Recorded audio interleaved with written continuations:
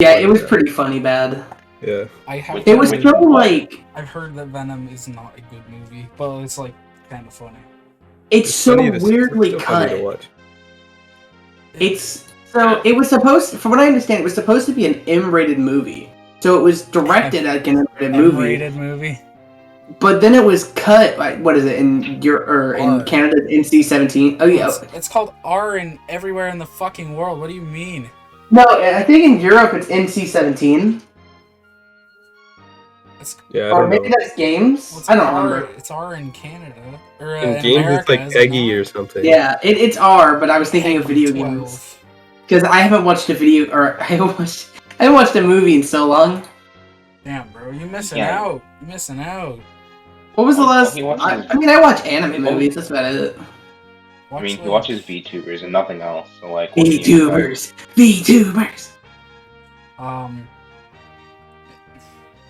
Watch Logan. That movie's good. Oh, I saw that movie. That was like 3 years ago, though. Oh my god, has it been 3 years? It's been like 3 or 4 years. Yeah, Logan came out, what, 2017? Oh, maybe, actually. Fuck, man. I need to watch that movie still. You do. It's pretty good. I don't think it's a masterpiece like people say it is, but I'm also not a big Wolverine fan. I feel like for regular, like, average people... it's like a solid, like, 6, 7 out of 10. It's a pretty above average movie. Like, it's got really good points to it, but if you're a big Wolverine head, it's like a fucking solid ass movie. I think even without like the movie itself, it's just a good fucking movie. Like I think 7 is doing it fucking dirty. That movie is minimum like 8 out of 10, unless you dislike like the fucking whatever about it. But like just as a movie, from an objective standpoint, it is at worst an 8 out of 10. That movie's a fucking blessing. Ooh. Alright, 10 minutes in and I found stolen art. Are we talking about X-Men again? X-Men. X-Men. It always ends up with X-Men and VTubers. Anyway, speaking of X-Men and podcasts and stuff, I started recording a little bit ago, but hey everyone, welcome to the new episode 3. We missed last week, unfortunately, but we're back. It's your boys, Katru, Nep, and Wind, and we have a guest today, being Kamui. I introduced our guest. Oh, I had a thing written down. Oh, we'll read it now. No, the scene's dead. The scene's dead. Well, I still want to hear what you had written down. Yeah, bitch. Let me pull up the notes. Mans doesn't even have it ready. Shut the fuck up, Siri. Open the notes. During the outro, I guess. The outro. And to make up for our failure last week, we've brought in a good friend of the podcast. Number 1 Crom extraordinaire, unfortunately born Canadian, says he's not gay, but all he does is post pictures of hot men. It's our boy Kamui. Why did you nail that perfectly? Why did you nail that very well? You're our boy, close friend of the podcast, our 4th member who just can't show up all the time. Okay, that's true. Yep, I exist. And I'm unfortunately an Awakening fan, so there's that too. Emoji. I wanted to. You like the best part of Awakening, so it's okay. You like Crom. Crom's good. Crom's pretty good. That's true. I mean, he also doesn't peel his oranges, so it's funny. Wait, what the fuck? You didn't know that? No. There's a support conversation. If I recall, it's between Sumia and Olivia. That I think it was Sumia or Olivia saw Crom underneath a tree eating an orange as is. He didn't even bother to peel it. He just ate it. That's so cool. That's like a cool character thing. I feel like pain to say that reminds me of something. Because it shouldn't. But Echoes? No, from real life actually. Oh, okay. I was hanging out with the homies, you know, and my good buddy Marcus, shout outs to Marcus, he was eating some oranges, and then I'm like, haha, eat it whole, and then I looked away for a second, and I looked back, and full thing, no peel was there. It was just gone, and I'm like, where did it go? And he just opens his mouth, and it's just a full ass orange, unpeeled. He eats it in one fucking bite. Oh man, there are hard ass people who do that with lemons. it is. It terrifies me. Okay, I will say this for my 450 follower special stream on Twitch. I ate a whole ass Oh, I lemon. remember that. That was the Yeah, I was worst there too. fucking thing ever. I hate lemons. I like lemons when it's like something like lemon meringue pie, but like on its own, it's awful. I don't like it. Yeah, like I could have like a What is a meringue? lemon flavor, you know. Why? What is the meringue in lemon meringue pie? I've asked a lot of people and no one has ever told me. I don't fucking know. Does anyone know what a meringue even is? It's like a monkey or something. Why are they putting monkey in my lemon pie? It makes it taste better. Meringue-a-tang. Literally, okay. If I recall, meringue is literally just whipped egg whites that's sweetened. That's literally all it is. Oh, yeah. Alright. That's called meringue. Okay, cool. Well, I made that That's in baking way less class. interesting. I made that I've seen stuff someone in eat class. a Yeah, whole way less onion, interesting, like- but it still tastes good. It still tastes good. That's all that matters to me, though. Dude, raw eggs. It makes stuff like lemon meringue pie taste good and tolerable. Because like without it, I wouldn't be able to eat stuff like that. Kind of facts. I don't really like. Well, I mean, overall, I'm not a huge fan of lemon meringue pie. Honestly, I think it's too sweet. But I'm in the middle on it. Because my preferred pie is pecan pie. That's like my preferred because it's really good. Never Yeah. had that. Pecan pie fucking slaps. Pecan pie slaps. I don't like most pies. Okay, hot take. You guys ready for this? All you Sure. Halloween heads are gonna fucking hate me. Pumpkin is a fucking mistake. Yeah, It's pumpkin's disgusting. Pumpkin is trash. I like pumpkin can't say it's pie like on trash. Thanksgiving. Like, with whipped cream, it's fine. There's Yeah, even I times think like where I'll good. go It's to not. Tim Why Hortons is or there- like Starbucks or something and get a pumpkin spice latte, and it's fine. Blech. Yeah, pumpkin coffee slaps. No, pumpkin anything is a mistake. I'm not saying pumpkin pie is a mistake. I'm saying the fucking, Oh, yeah, no, okay. the fucking Okay. vegetable a Oh, mistake. Absolute okay, mistake. then yeah. The worst part about pumpkins, by far, is the fact that to make a jack-o'-lantern, you have to spend 15 minutes fisting one. That is the worst part about a pumpkin. Yeah, I don't It like the feels texture. terrible. It's gross. It smells like ass. I hate it. Yep. You Yep. can just I agree. combine it with a torch and then you can. Shut up. Why would you? What fucking Middle Ages motherfucker puts a torch inside of a? Minecraft. Fucking Oh. dumb idiot. Okay. I will say I've been playing a lot of Minecraft recently. Good. I don't think I've told any of you guys about it, but in my world right now, I'm in a server and I have 37 cats. Did you name them? I have Wait, what? I'm sorry. I've named like 6 of them. Run that by me again. How many cats? Like 37. 37. Give or take. Oh. Well, no, definitely not take. It's give. There's probably more. My attic is full of cats. I have a little guest room, but it's literally dedicated to cats. Yeah. There's a few strays in my basement. It's a good time.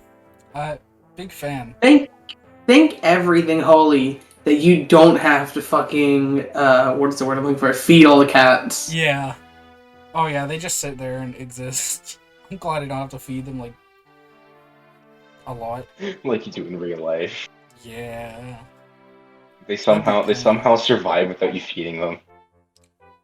They just like there's just a lot of rodents that just run past them They figured it out. conveniently. I imagine they survive off of the ram they're consuming. True. Okay, that is true. That is true. Like speaking of Minecraft, though, I've literally not played that game. I want to say like a month and a half. But that's mostly because my friends don't want to play with me. Damn. It's a good game. Actually. Oh, It's it a is, banger. but it's An only amazing game. to me, Minecraft is one of those games that's more fun with friends, but on its own, it's like still a solid game. It just gets very boring like, after a bit. But it's Yeah, but it's I like, agree. fun as hell with friends. It's fun as hell with friends, but if you're playing by yourself, it can get very boring. I actually That's just how I feel. I think it depends on how you look at Minecraft.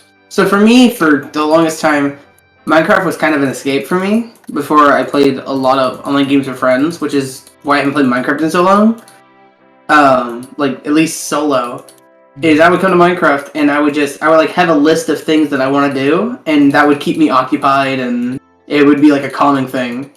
And then now I've kind of replaced that with games like Divinity, which basically is the same thing, except in a really, really good RPG that I don't want to spoil any mechanics for because it's a game you have to experience on your own, and I wouldn't recommend looking up anything for, but I would recommend everyone go and play it. It's pretty cheap too, it's like $30. Divinity Original Sin 2. Ultra Kill, which has become like my mindless stress release game, and Monster Hunter, which I want to talk more about later if it ever comes up. Don't forget Apex, Smile. Divinity goes on sale a lot too. Yeah, Divinity's so fucking good. I'm gonna be real, Kachu. I've kind of fallen out of love with Apex, but I play it because my friends play it, and it's a lot of fun to play with my friends. Yeah, I haven't played Apex in a hot minute. It's a really good game. Like I played some Valorant last night with my brother though, and I'm like, okay, we need to get the band back together. yeah, Valorant's the same way. I tried playing it on my own, and I did not enjoy myself. Damn. I was having the least fun of my life. It felt like a chore more than it did a game. That's fair. Even if you're solo queuing ranked in Valorant, like if you get a shit team, you're just pissed the whole game. It's like 40 minutes, you're just pissed. Playing ranked sounds like hell in Valorant. Yeah, I That's still why- haven't touched ranked, bro. I went ranked, through I kill the- with one person at least. I went through the ranked grind in Overwatch back during the heydays when the game was actually good, and I hated myself. I can't imagine doing that in a game I already don't enjoy solo. That's fair. Like, if I do ranked, I want to be in a group of 5 people, like I know every single player. Because if not, then that's cringe. Yeah, ideally you're in a group of 5 people and you're all taking it like seriously enough that you're trying to win, but you're cracking jokes and having fun with the boys. Yeah, if you That's the ideal ranked environment. join a ranked match and you have like 5 duelists, you just throw the whole game away. It's fucking stupid. Or you shoot One them of all in the the head and people, win. yeah. Imagine not being... You just get destroyed by like ciphers and stuff. Yeah, I guess that's true, yeah. Like Sova. Still the best character in the game, by the way. Okay. Yeah, but Debatable. funny lifesteal invisible lady.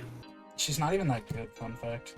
Okay, I don't care. Do you know how many aces I've gotten because I hit the Q button? That shit's hype. No. I click head, hit Q, and then I click another head and do it again. Okay, but the 5v1 ace I got as a fucking support character, now that was dope. Call. But anyway. My brain. I think we should give our guests a spotlight. Kamui, what have you been up to? Oh, literally, I've just been playing my favorite game series, Ace Attorney. That's literally all I've been doing. Alright, and that's all the time we had for you, Kamui. God damn. Funny. Yeah, no, that's funny literally all I've been lawyers. up to. Yep, no, that's literally my favorite series of games. Even over Pokemon and Fire Emblem, which I technically grew up with. You grew up with You You Fire finished Emblem? Investigations too. I mean, if you count growing up as like when I was 9, then yeah. Damn. Oh, you're Because like. I played Fire Emblem. Kamui's like been into 10 FU now. longer than I have. Except I've also played less games than you. Yeah. I've played been less playing games, but I've been Fire in Emblem anger, I for guess. like... When did I start playing FE? God. I streamed my first, so it would have been at least 2016. Probably like 2017 is when I started playing. Because I wanted to play Roy's game because I mained him in Smash 4. I think I got into FE in 2017-ish, late 2017, when a friend of mine was showing me his copy of fucking SOV of all games. And I was like, wow, this seems interesting. And he's like, oh, you shouldn't play this game first. You should play 6. I'm like, okay, I'll give it a shot. It sounds fun. And then I played it and fell immediately in love and played the whole game in 2 sittings. Sheesh. And I since got then, it. That's a For lot me better to than play, me. like, I think I've beat that it took me, game like, I want to say 20 it times took me, now. like, for FE6, it took me like 3 weeks to beat it because I got like so sidetracked while in between playing it, and then just getting bored on top of that. It's kind of why my favorite game is Awakening, because it's like the one game I can sit down for like maybe 1 or 2 days and just beat it. That's fair. It's also just not like the hardest game in the world, to be fair. So. Yeah, that's pretty easy. I will say with FE6, it took me longer to beat Arcadia than it took you to beat the game. So congrats.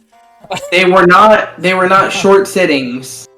Yeah, I still am fairly confident that listen, man, Arcadia took me like 3 streams. I don't want to talk about it, but It took me I wish I saw like those. no, you don't. start to finish. Those 2 sittings were like both over 10 hours. Damn. It was like my first run, which was on hard mode, was like 20 something hours. Your first run was on hard? Yeah. I played normal on my first run. Same. I'm the kind of person to immediately jump in, like when I played shooters as a kid, to veteran mode and stuff, because I like the optimal challenge.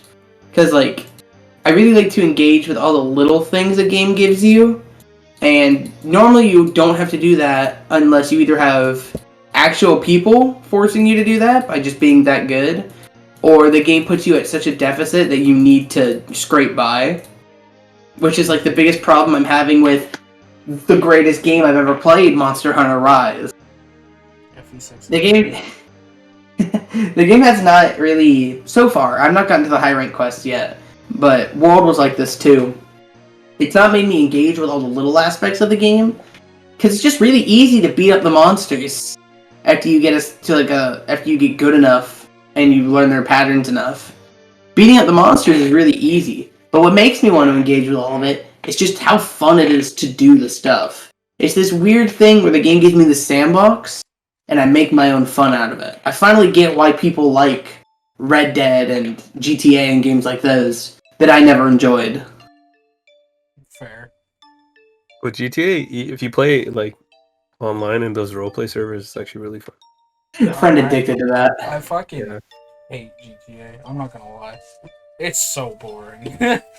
Yeah. I just Wow, can't get into it personally.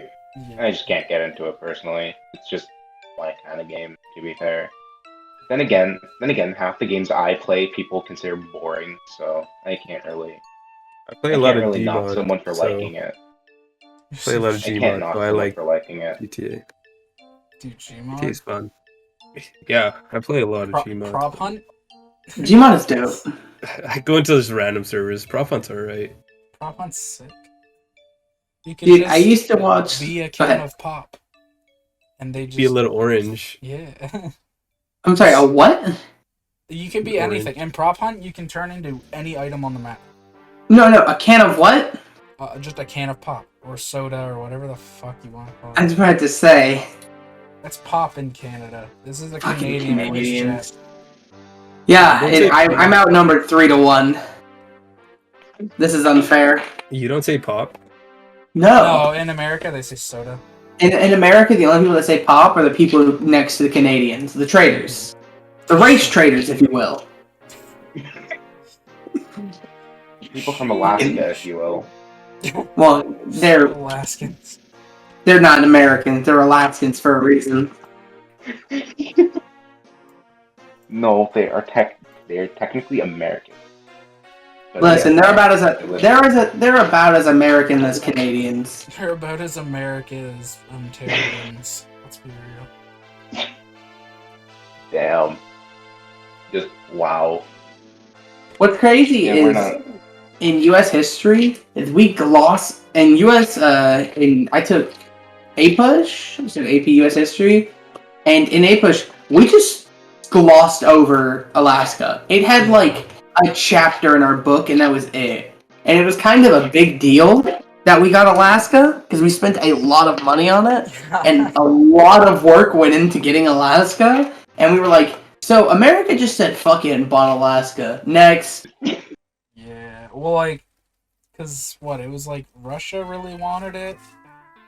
The No, we States bought it really from wanted- Russia. Russia owned it at the had time. it. Okay, yeah. So Russia, if I recall correctly, Russia won it from another country in a war. I believe at the end of World War One, and then we're like, hey, there's a shit ton of oil and stuff here, and there's already like Americans living here The for whatever America reason. Classic. Let me just fucking buy it. The America Classic. There's Yeah, no, we- fucking oil here. Let's go. We literally pulled every American stereotype. So we tried to force it with guns. It didn't work. So we flexed our money and then got it for gold, its natural resources, and then we kicked out the indigenous people who had no say in any of this. Yeah, history is I love America. just bad people. That's just what history is.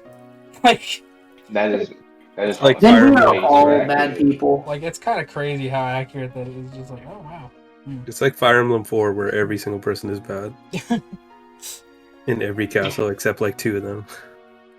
Yeah. I do think it's interesting to take a step back and think how bad, like, it's weird because like yeah, it's pretty fucked up to kick indigenous people out. But at the same time, it's like from the perspective of the people buying it, and obviously I'm of this mindset you shouldn't kick indigenous people out of where they come from. It's pretty fucked. But from the perspective of the people buying it, they never owned that land in the first place. For whatever reason, that land was taken in a war. It's just the fucked up way we humans think that we justify shit like that. It's not justifiable. It's fucked up that to kick indigenous people off lands, the British and yeah. French settlers are shaking in their boots right now. Benchmarks. literally the entirety of the North American continent shaking and quaking.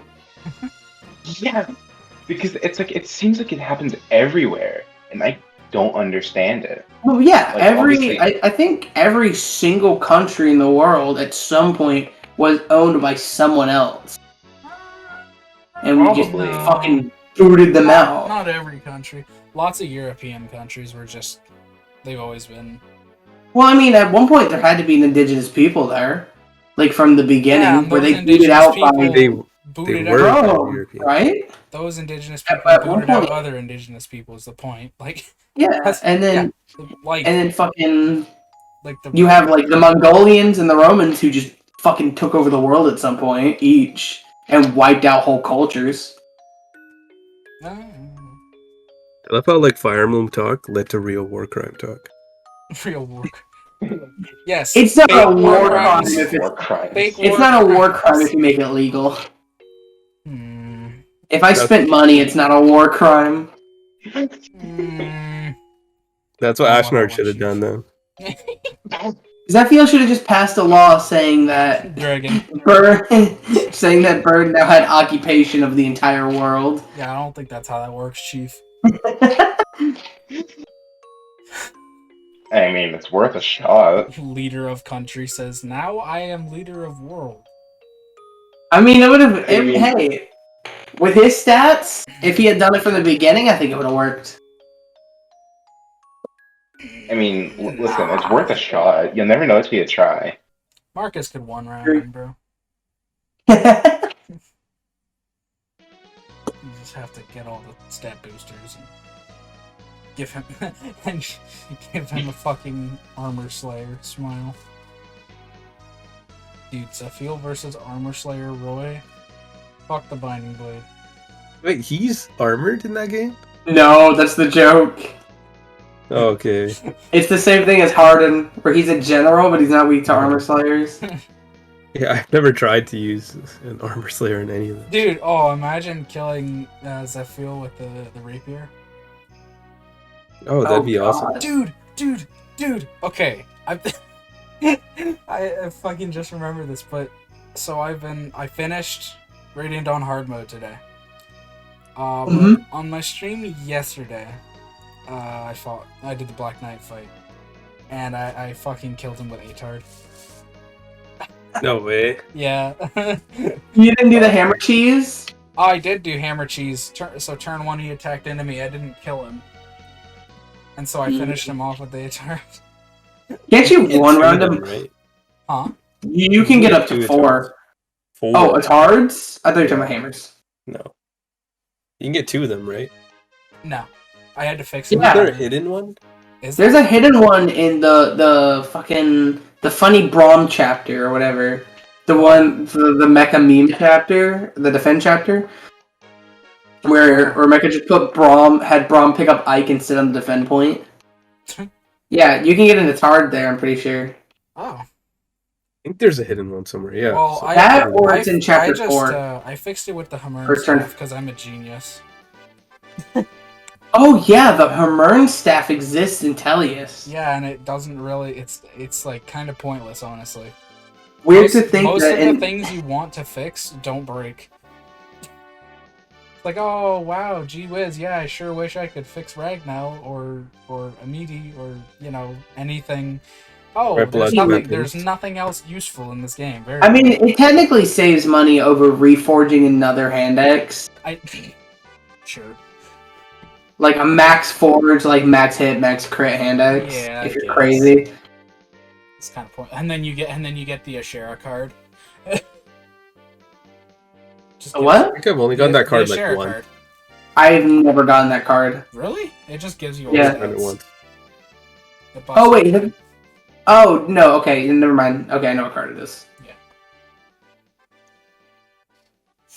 I swear, 9 times out of 10, I just get the +5 hit card, the Yes! archer or whatever. Fuck the Archer card, dude. It's Or not the as bad as Raven the card. Vine, but Well, doesn't the vine just do nothing? yeah. Well, it doesn't count because literally it's impossible to be worse than that. Yeah. Well. I wonder how the RNG works on that, because you could like save and pick a different one, and you'll always get the same card no matter what. Yeah, it's predetermined as soon as you. What I want to know is. I think it's predetermined at chapter start. So if you were to reload between chapters, I think it resets it.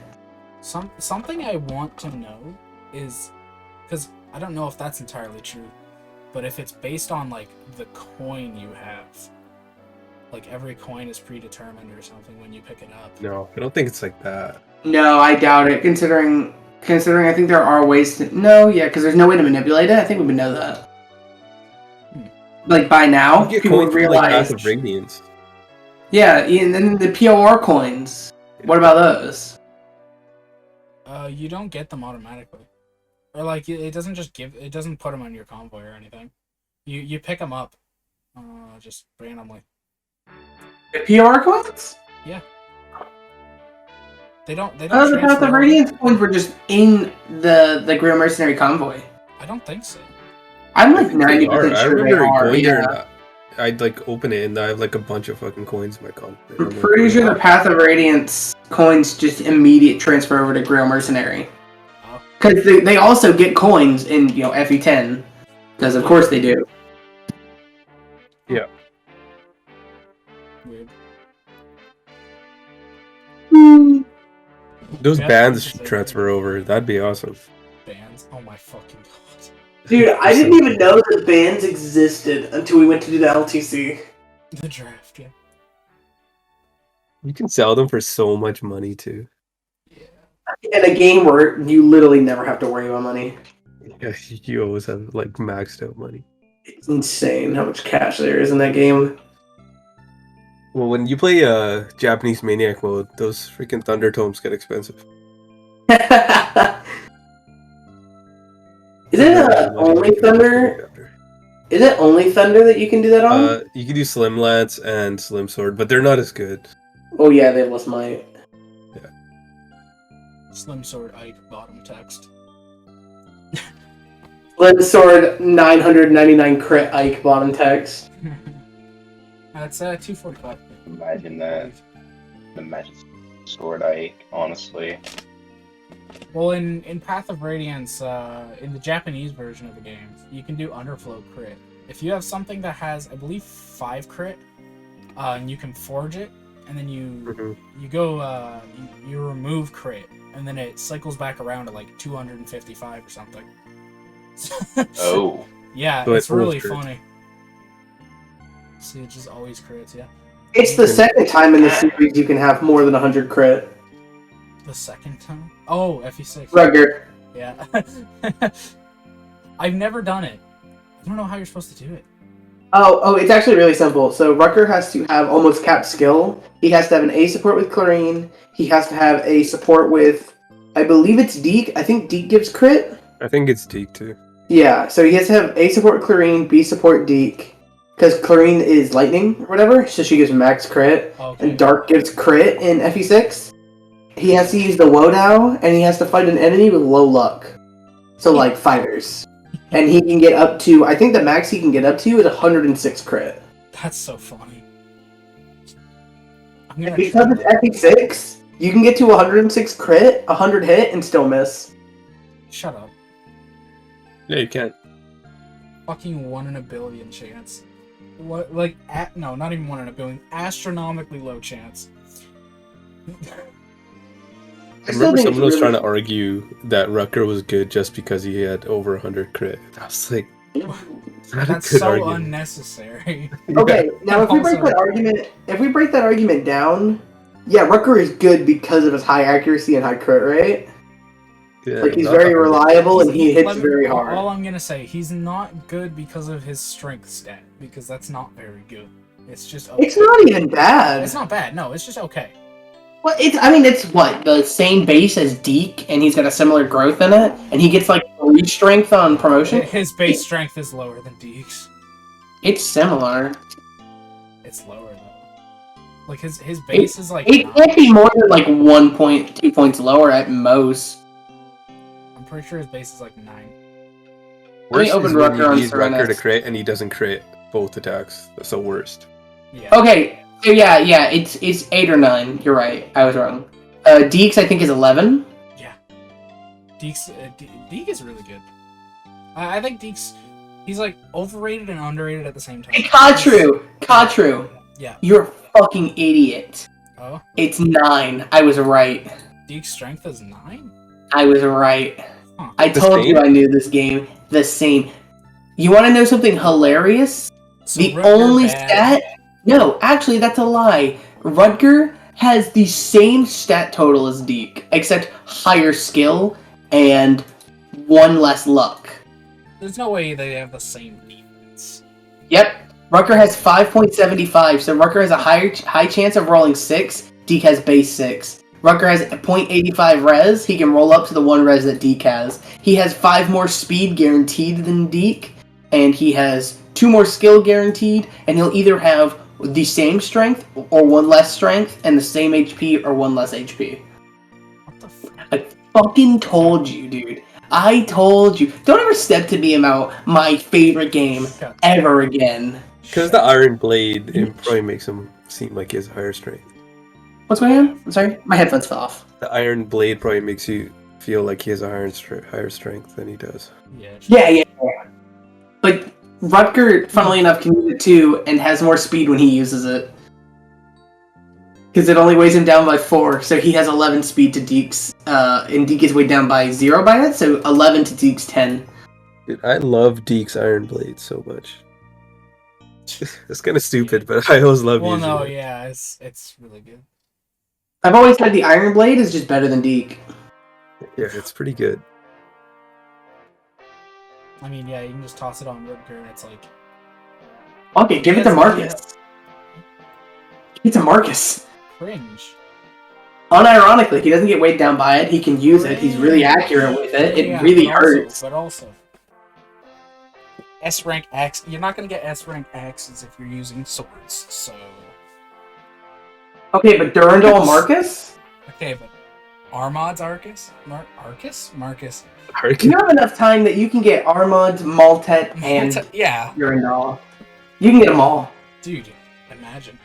And Fucking then collect that shit like Pokemon. And then we get Murgley's Dorothy. Smile. Do you guys No, ever use the wait, hold Silver on, Blade? Better. Silver Blade. Murgley's lot. Lot? True. You guys don't use the Silver Blade. I What's wrong with don't know. Where are even Silverblade and FE6? you? Arcadia. Yeah. You get it's like near above the the wharf. entrance. Yeah. I don't remember if I've ever. I think I You keep probably skipping sell it. it. Are you That or I serious? sell it. Did you say you've never picked it up? Dog. I said Wow. I don't think I've ever used it. Oh, okay. I think I either skip it or sell it on like every run. Yeah, you'd sell it normally. Yeah, What? you should just It's sell got it. like 55 hit. Yeah, something like that. It's fucked. It's an I axe. mean, I mean, to be fair, Rutger just doesn't really care about its low hit rate, but still, you could just use better weapons with him. It also has like 14 weight. Yeah, I mean, again, Rutger doesn't really care, but 5 speed is a pretty big threshold. okay, but like Rutger, Especially around the time you get like the faster enemies, like those heroes. If Rutger's losing 5 speed, he's not doubling them. Yeah, but he can just nat 30% crit with the silver blade. Hey, just use the body ring. Use the body ring from Yeah, chapter 13. true. Yeah, And then body use the ring. Silver Blade after. Alright, the real question is body ring Nime or body ring Echidna? Echidna first. Body ring Sophia. Shut up. Yo! Hey. I feel bad for fucking Kamui. We ask him to come onto the podcast, and then we just talk about a game he doesn't like. Hey. What do you want to talk about, Kamui? It's I don't know anymore. I mean, it's Don't like be afraid to just I like Fire say Emblem. shit. You want to talk about VTubers? I want to talk about VTubers. So I found out recently that VTubers, a lot of hololized VTubers have VTubers character are songs. VTubers.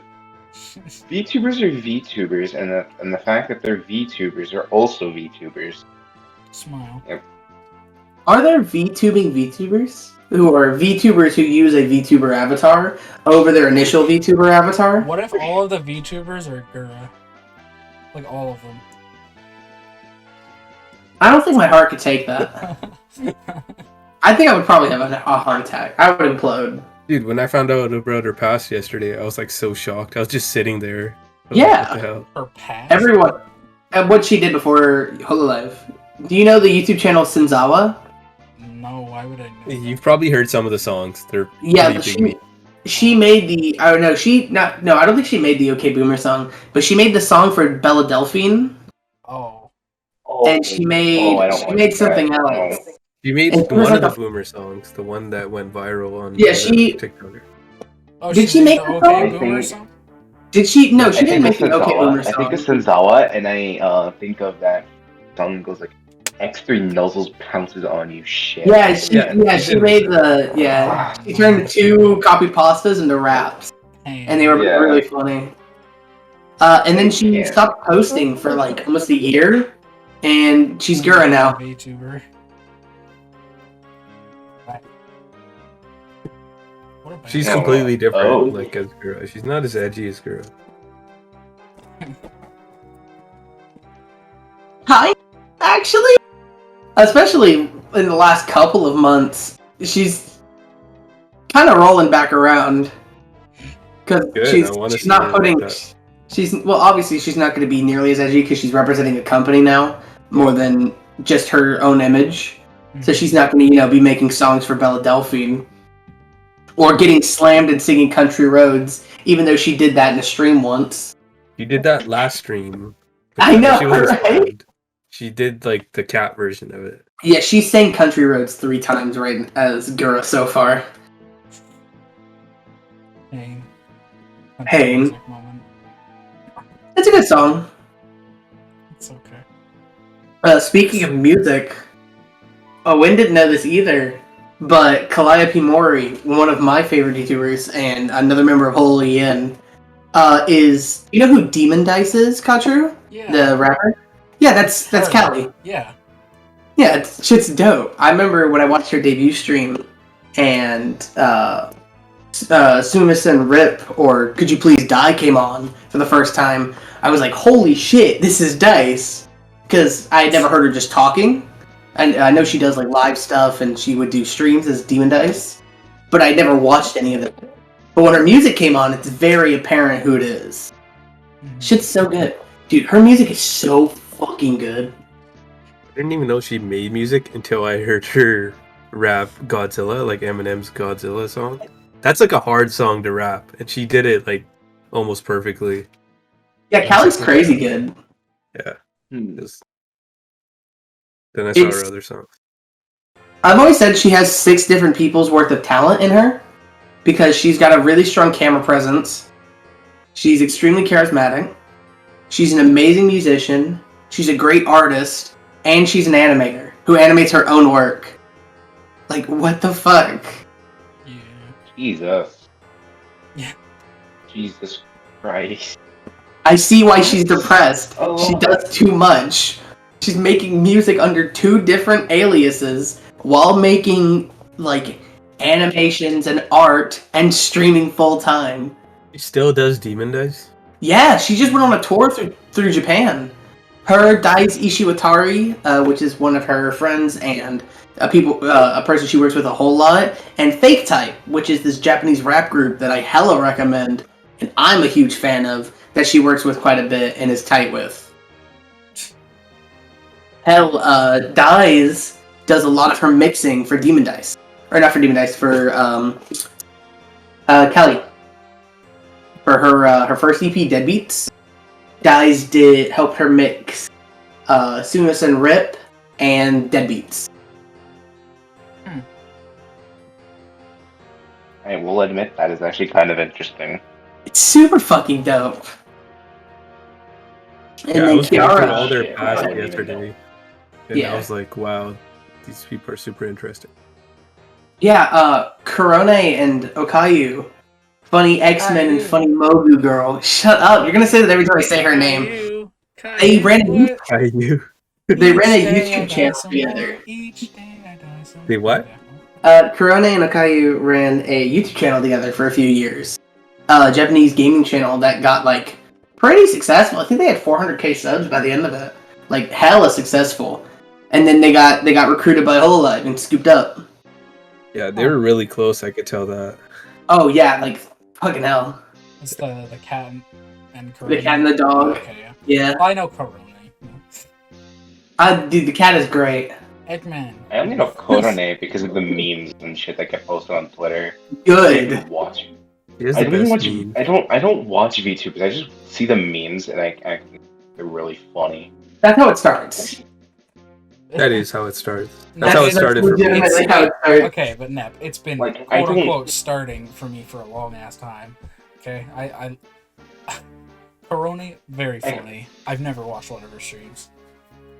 You should watch the Nice. English Mario stream. It's amazing. Yeah, when she does her next English stream, you have to tune in. Unreal. It's so great. Or I watch think watch the clips of her old English streams. It's so fucking funny, man.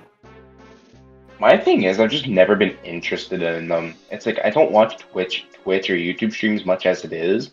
9 times when I do, it's literally just like a select few. So it's like VTubers is like this whole new line that I'm just not ready to cross. If I will I cross it? Who knows? Luffy crossed the Grand Line. I might cross that line too one day. I don't Dude, know. spoilers. That Shut happens up. in episode 10. Shut up. I've only seen up to episode 6, I think. I've only seen I'm the same episode with that. 0. Shut up. Really? You seen Romance Dawn? I've never. You've read Romance Dawn? What? Romance Dawn, Chapter 0. No, shut up. And Romance Dawn 2, the re-release of Romance Dawn, which was slightly different and became more like One Piece. Cut. You can't say One Piece episode or Chapter 0 and not mean Romance Dawn. There was so much I've never One Piece. fucking started it. There is so much One Piece that when you say chapter 0, that's a chapter. Dog, Let that's that not how sink it in. works. Fine, I've watched -1. Oh, so you have read the original draft of Romance Dawn. Oh my god. That was released in I'm 2000. going to throw you. When are they gonna release Two Piece then? Dude, if One Piece is so great, why haven't they made Two Piece, huh? Two Piece the next generation. Or One Piece 2. One Piece, the next second piece to the generation. puzzle. Truing. Dude. Oh, go ahead. I could honestly go on for hours about fucking One Piece. I love It is One Piece. really good. I love Oh, the same here. picture. It's really good. To be fair, like I didn't exactly get a huge start into it until like my spring break, which was I want to say about a month ago. So, and I read like 500 chapters. I want to say in that time. Jesus Christ. Shit's so good. I commend Oda like for all his work. Like obviously, I understand complaints with One Piece, like the anime specifically, pacing being a very prominent Get the fuck problem. about the anime. Who got time to Yeah. watch that? Like, yeah, no, that's one thing I will admit. Pacing's a problem. Not everyone has the time to watch it. One Piece reading it is like those problems like get fixed, and I like that, or quote unquote fixed. Because like some arcs are still like 50 chapters long, or even with the current arc I'm reading being 102 chapters long. Which Even arc is those this were again? Dressrosa. Oh, okay, yeah. Dressrosa. I want to be real, that arc drags. It's a good arc. It's a really good arc, but it drags. Oh yeah, no. There's some That's padding one in thing there. I'm noticing. I There's think one. it's just, That's something I'm noticing on it. just too much. It's of like a time incredibly long. investment. Yes, that's exactly how I actually describe it to people, honestly. Disagree with that. I don't like Disagree that idea. because- Hold up. I want to explain. So, I think if you pick something up and drop it because it didn't hook you, that's fine. I do that all the time.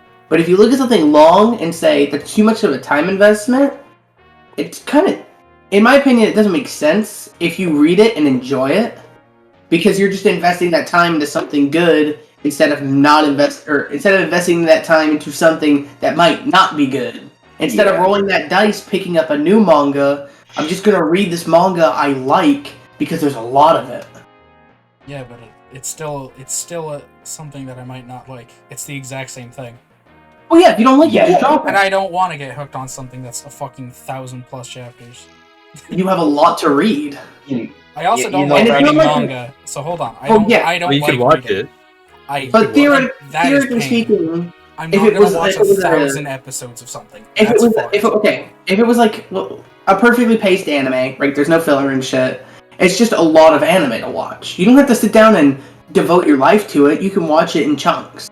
Like this month, I watched 20 episodes of One Piece, 30 episodes of One Piece Yeah, over I the can't course do of the that, month. though. I can't fucking do that. I cannot juggle shows. I need to That watch sounds like- one show at a time. Yeah, that sounds Or like a you maybe, problem. Maybe two. I do like two at most. Fucking, I'm not spending that much time on one series. Yeah, It's no, just- no, no, that's fair. I'm Although, reading, like, what I tell six people, different manga right now. is if they're like starting it, read up to maybe Barati or Arlong Park, and then if you don't like it, just drop it. Because it's only like the first 40 or so chapters, 50 chapters, which isn't even bad. Yeah, I don't think if you like One Piece by the end of Arlong, you're not, because Arlong, I think up to Arlong is a very good. It's like this is what One Piece is, and One Piece is obviously it's a lot more than that, but at its core, Oh yeah, from chapter 1 to the end of Arlong, which I think was what chapter 67 or something like that. it's like our end of Arlong. Yeah, it's chapter 67 around there. It starts Around at like there? chapter 52. Yeah. But if you don't like that stuff, you're not gonna like you're the probably not next gonna like couple the hundred rest. chapters. There's gonna be stuff in there you probably will like because there's so much of it, but you're not gonna like it as a whole. It's a microcosm. That's the word I'm looking for. It's a microcosm of what One Piece is. Mm. Fair. Yeah. It's also no. just a very good fucking arc. Oh yeah, no, Arlong Park is really good. I liked it. I think it I gets obviously overshadowed don't- because it's so early. People forget about it. Yeah, no, that's fair. I mean, a lot of people talk about Alabasta or like Annie's Lobby or something, then completely forget about Arlong Park. That arc is really good. I like it. Obviously, I'm not going. Is fun. Yeah, I'm not going to go into spoiler territory, obviously, but I like the world building a lot too, and how it even goes back to Arlong Park for or references it at least, and uses it to develop another arc. It's really good. That's pretty. I like Yeah. it, and how like each arc builds a foundation for one, especially post time skip. It's really good. That's mostly why I like it, because each arc technically it hasn't been forgotten. Like other shows, they'll just move past this arc, and then it's just never mentioned again. One Piece at some one point or another, it'll bring or reference that on a past arc at the very least, or even expand upon it. That is the greatest part of One Piece. Everything that happens feels like it happened. Like, you'll have characters just in the background of shots. They'll be in a tavern or whatever, and they'll be talking about the events of an arc, because news of it just reached the outer world. Like, holy shit, there was a city in the sky? What the fuck, bro? And it'll be two dudes hanging out. They'll just be in the back of a random panel. They'll have nothing to do with anything, shooting the shit. They're just random ass characters, while our characters are sometimes not even in that shot. We'll be following the villains or something in a bar. And then other times, characters who are kind of ish. Give me a second. Ow, fuck. And characters who are just kind of moderately important to not super important to an arc will be in that arc. They'll finish, they'll leave, but then they'll be important later for whatever reason. And not always. Yep. Oda keeps you on your toes. There are characters who just aren't important, like Riss right here. Thanks, Wind, but... Like Riss. He's a one-star Riss.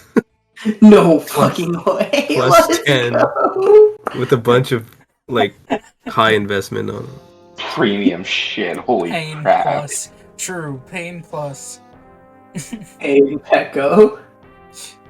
But, Kamui, I'm not going to spoil anything, but you mentioned Arlong Park. That stays relevant even further into the future. Oh, wait, really? What the Yeah, the fishmen are very important, and Arlong himself is he's your introduction to fishmen, and he stays kind of important. Like, he gets name dropped once or twice. Okay, I'm looking forward to reading it. Okay, Yeah. what the hell? It's really, the fishmen are one of my favorite mysteries in One Piece right now. It's really nice. Yeah, Oda's very good at 20 years in, giving us things to think about. But it's not perfect. Oda? He's retconned it's some not stuff. perfect. He has retconned some stuff. I mean, what? yeah, obviously. There's no perfect manga, there's no perfect anime. Kamui, you've gotten Excuse you, Higurashi. Oh, I'm just kidding. Oh, yeah, Nini, what's up? Big brother. Oh my God, fucking god. I don't even like Higurashi, and that translation hurts my soul. It does. It hurts me. Because Why it's did been a they long do that? time, right? I'm talking about the original anime. It certainly has its problems. Fucking animation quality. Sometimes it's just But it'd be like that. yeah. We can work through that. I like some shitty looking 2007. anime. Yeah. It was a transitional period between digital and cell art. A lot of anime looks like dick. Dude, why the fuck 2007 the most goated year for anime? What all came out in Two best fucking shows ever came out that year. Higurashi I'll be honest, and Haruhi. Same year. True. Wait, did it? Hold I'll up. be honest, my favorite anime literally came out in 2008, so it's literally 1 year later, so... 2 years. But that's just that's the... No, hold up. golden Katru. You want to add another GOAT anime to that list? Nichijou? No, that's... Started April 8th, 2007. Finished September 16th, 2007. Lucky Star. Oh, yeah. I said 2006. Oh, Lucky Star was really good, too. No, you said 7. You said 7. 2006 is when Haruhi and Higurashi started. Yeah, but you said 7. I said 7. I think that's why I got mixed corrected up. it after. But either way, 2006 to 2008, no, even 2009 is that's just No, I'm gonna say it. 2005 to 2010. What came out in 2005? 2005? 2005 was like the transitional period. It was the start of like this different style of show, which I love. but I what love came the out? way early. But Oh, what what came did come out? Look at that. Because I'm not gonna say like, oh yeah, 2005 was great when nothing good came out. Like, Hold on, let me look what came out in 2005. How do I check that? I actually just don't know. search up anime from 2005. There's a manga Couldn't you just called. go to my anime list? That's what and I'm on sort by it release now. date? Oh, yeah, I can sort by release date. How the fuck do I do that? Fire Emblem Path of Radiance came out in 2000. In 2005. Okay, that's true. Damn, So that was a shit year. That was a shit year, bro. Fuck Path Okay. of Radiance. All my homies hate Path of Radiance. Soren's not a dragon. Dude, before Tower, you know, there's the conversation with Yune and Okay, wait, hold up. Stefan. 2005 is actually mega goated. Are you So sure? Air came out. Air? Negima Sensei came out. Girls Bravo. Xenosaga the animation. I've never heard of any of these. And- I've heard of Xenosaga. That's like it. Oh, goated, yeah, sure, okay, bud. Yeah, hey, that's better than most Followed up by like Higurashi. Wait, hold on, wait, Haruhi, never Death mind. Note, That's just Code winter. Geass. I lied. That's just winter. Let's go to the next season. Fucking hell, winter. Okay, I don't care about winter 2005. I need spring 2005, please. Oh, Erica 7 came out 2005. Okay, Kind of heard of that. Eric? Erica 7's Eureka 7. Is it not Eureka? It's pronounced Eureka, which is weird. Ice Shield 21's anime started in 2005, which is the anime is very good. The manga is also very good.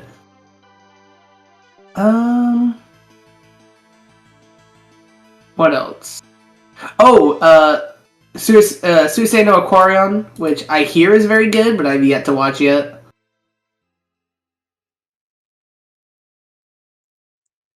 So I was right.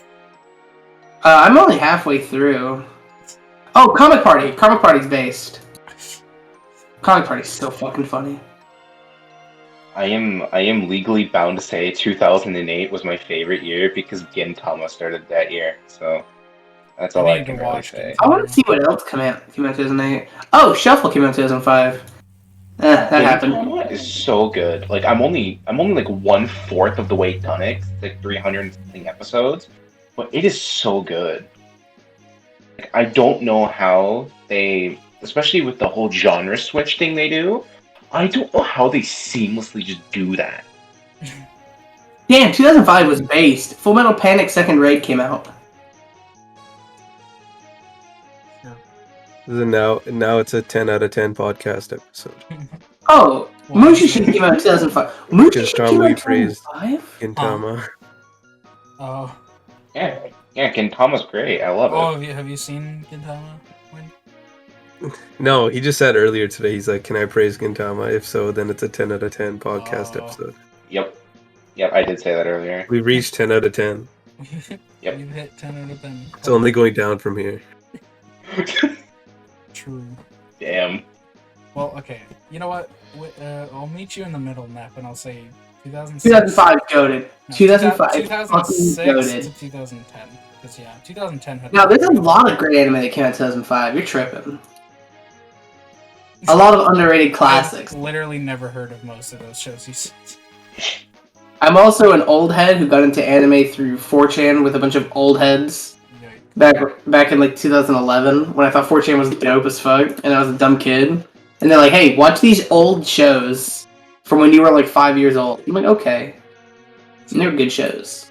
The first time I saw anime, my bedtime was always 9 o'clock, right? When I was a kid. Yeah. But Dragon Ball Z would come on at 9 o'clock, so we would get to stay up to 9:30 to watch Dragon Ball Z.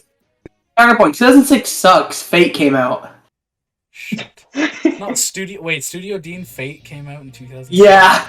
Same year they did Higurashi. God damn. Fate Stay Night.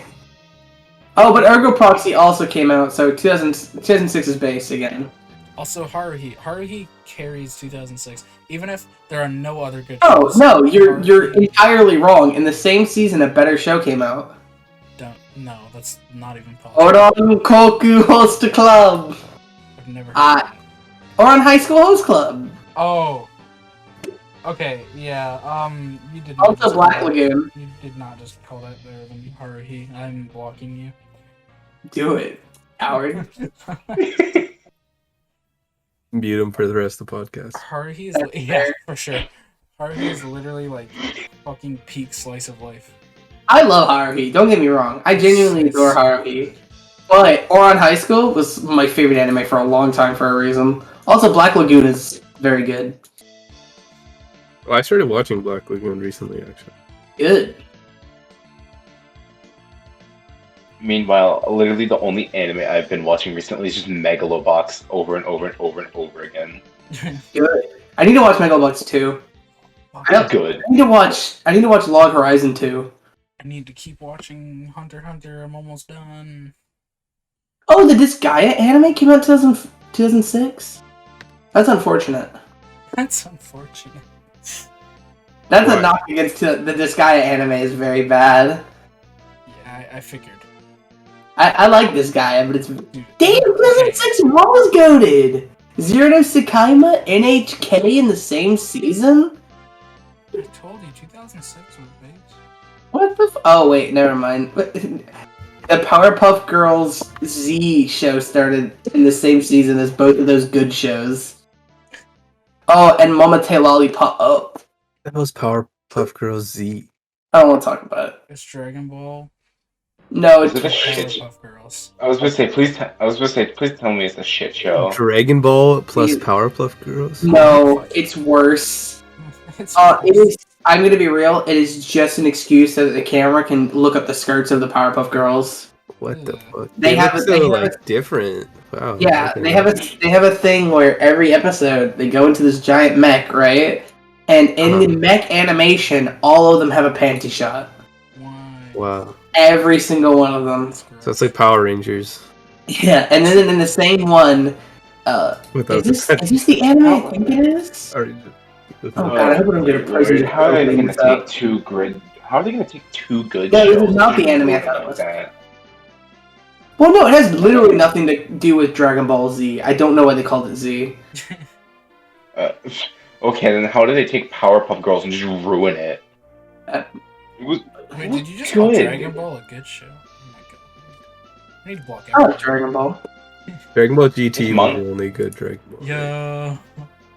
Actually, never I don't mind. like GT. Oh, fuck I 2006. don't like GT that much. Dragon I don't like Ball GT that much, honestly. Dragon I Ball didn't rap. finish watching GT. Yo, One Piece rap though? Yes, unironically. I all know that almost that entire song by fucking heart. I love it. actually- Oh wait, that's I thought it was a joke. I thought it was a meme. I thought it was supposed I to be love bad. that song. No. That song is It's good. unironically dope. I love it. Yeah. It was my ringtone for a while. Yo, wait, the I'm German gonna- Naruto rap? What? There was a German Naruto opening. Well, here's the catch. It's actually in English, but it's the German opening.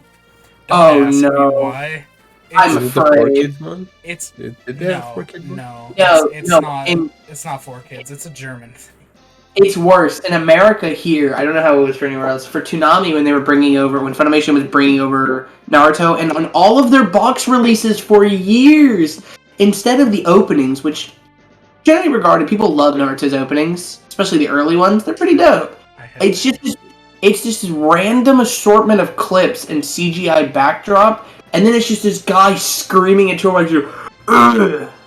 I hate it. What the f- I hate it. Or he's just like, Okay. "Ugh," and for like 30 seconds. It's so stupid. I've got a very hot take. Mm. Naruto openings aren't that good. I mean, there's It's some not good even ones, but musical. overall, like There eh. are Who like didn't most of one? them. there's like Hold on. three Who did one that I is enjoy. unreal. There's like 3 that I enjoy total. Visually or From musically? what I've heard, musically. Okay, yeah, I have no input. The visuals of a lot of them kind of suck. Well, yeah, that's my input there. Is like there's like 2 like that look anywhere near good. Yeah, because most of them are just all still shots. Yeah, yeah. And the hotter take is that one of the songs that I do like is not "Go" by Flo. I don't like Why? that song. fucking love Flow, but I am not a big fan of Go. Yeah, I really like Flow, but that is I think like it's one a of their good worst song in the songs. library. Yeah. Yeah. I don't think it's a Literally, bad song. Like, I don't skip it when it comes on. It's But just annoying. Nah. But like, I like There's obviously only- I like Haruka Kanata. There's only It's there's only a few Naruto openings that I refuse to skip, and it's like, and most of them are in Shippuden. None of them are in the original. Haruka Shippuden, Kanata. in my opinion, I can't remember a single opening in Shippuden except for the one that became a meme. The first one, dope, dude. I mean, yeah, you have Silhouette, you have Yeah, that's- Bluebird by I actually Kimono don't like that Gakari, song. you have Diver, Yeah. you have Lovers by Seven. Fucking Yeah, terrible. okay, It's like- that's the good one, Kamui. Lovers. The, Which one? what, Lovers? 7th opening or whatever. That's the Yup. only. That's my Shippuden song. I like that song. That's pretty good. You have a few good I ones. don't like. Oh, what My, Silhouette. fa- my Yeah. favorite This though, song my favorite slaps. though is Diver. It's really good.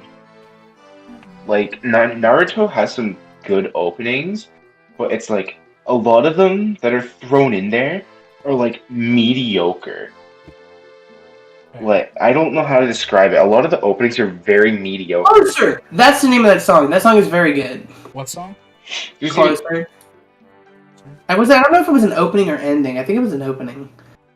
I haven't also actually another seen one, Naruto. I've heard a lot of. I songs. just know the music because I have friends who love it. Mhm. I tried to read the manga and I dropped it. I've Yeah, it- read it was all of very good. Naruto twice, and I've watched all of Naruto twice. I don't know why I would do that to myself, Yeah. but I did. This OP is very good. It's a very good song. I forgot the song existed. Also, in Shippuden, I will say one of the better openings because it matched the theme of that arc was like "Sign" by Flow. I don't know what it was. It just matched the arc that it was going to be in, and in my opinion, that gave it extra I don't know brownie if I know points for that being song. good. Speaking of Flow, can we talk about a anime that has a fucking amazing opening by Flow? One of my Rah. favorite Flow songs, Rah, rah, rah. but is absolutely terrible, and I don't know why people love it. Okay, never mind. Talking about Gias, Code Geass. Oh. I hate it so much. Yes. I that is- hate Okay, Code well, Geass. hold on. So, I haven't seen Code Geass, but I've heard the show is pretty fucking good. Now, I will say, I like Gias. Colors, the opening, the song, it's alright. It's not my favorite. I It's love alright. Colors. It's But- a very good pop rock song. But you know what the worst part of that opening is? Hmm. The visuals are horrendous. Oh, they hurt my eyes. I don't have epilepsy, but I still get a headache looking at it. Like, it's not even that. It's why it's all like weird bad still shots and just nothingness, and then you're like, oh, here comes this action shot, and they press a button to shoot rockets, and then nothing happens, and they switch to. It's so bad. I think it's sad that Such a the only boring part. opening. I think it's sad that the only part of the opening I remember is when his like Gios is flying through the trippy like visuals. The very Because it's beginning. because it's such a nothing opening. Also because that's the part of the song that everybody remembers, the Jaboo, because it slaps. I mean, I Speaking have of- pretty much the entire it's opening awesome. memorized. It's really good. Speaking of anime with banger openings that aren't very good, Gintama. Death Oh, Note. never mind. No, What? I didn't think you were gonna That's my have a very hard bad take of all part. time. I don't think Death Note's very good. I'm gonna smack you.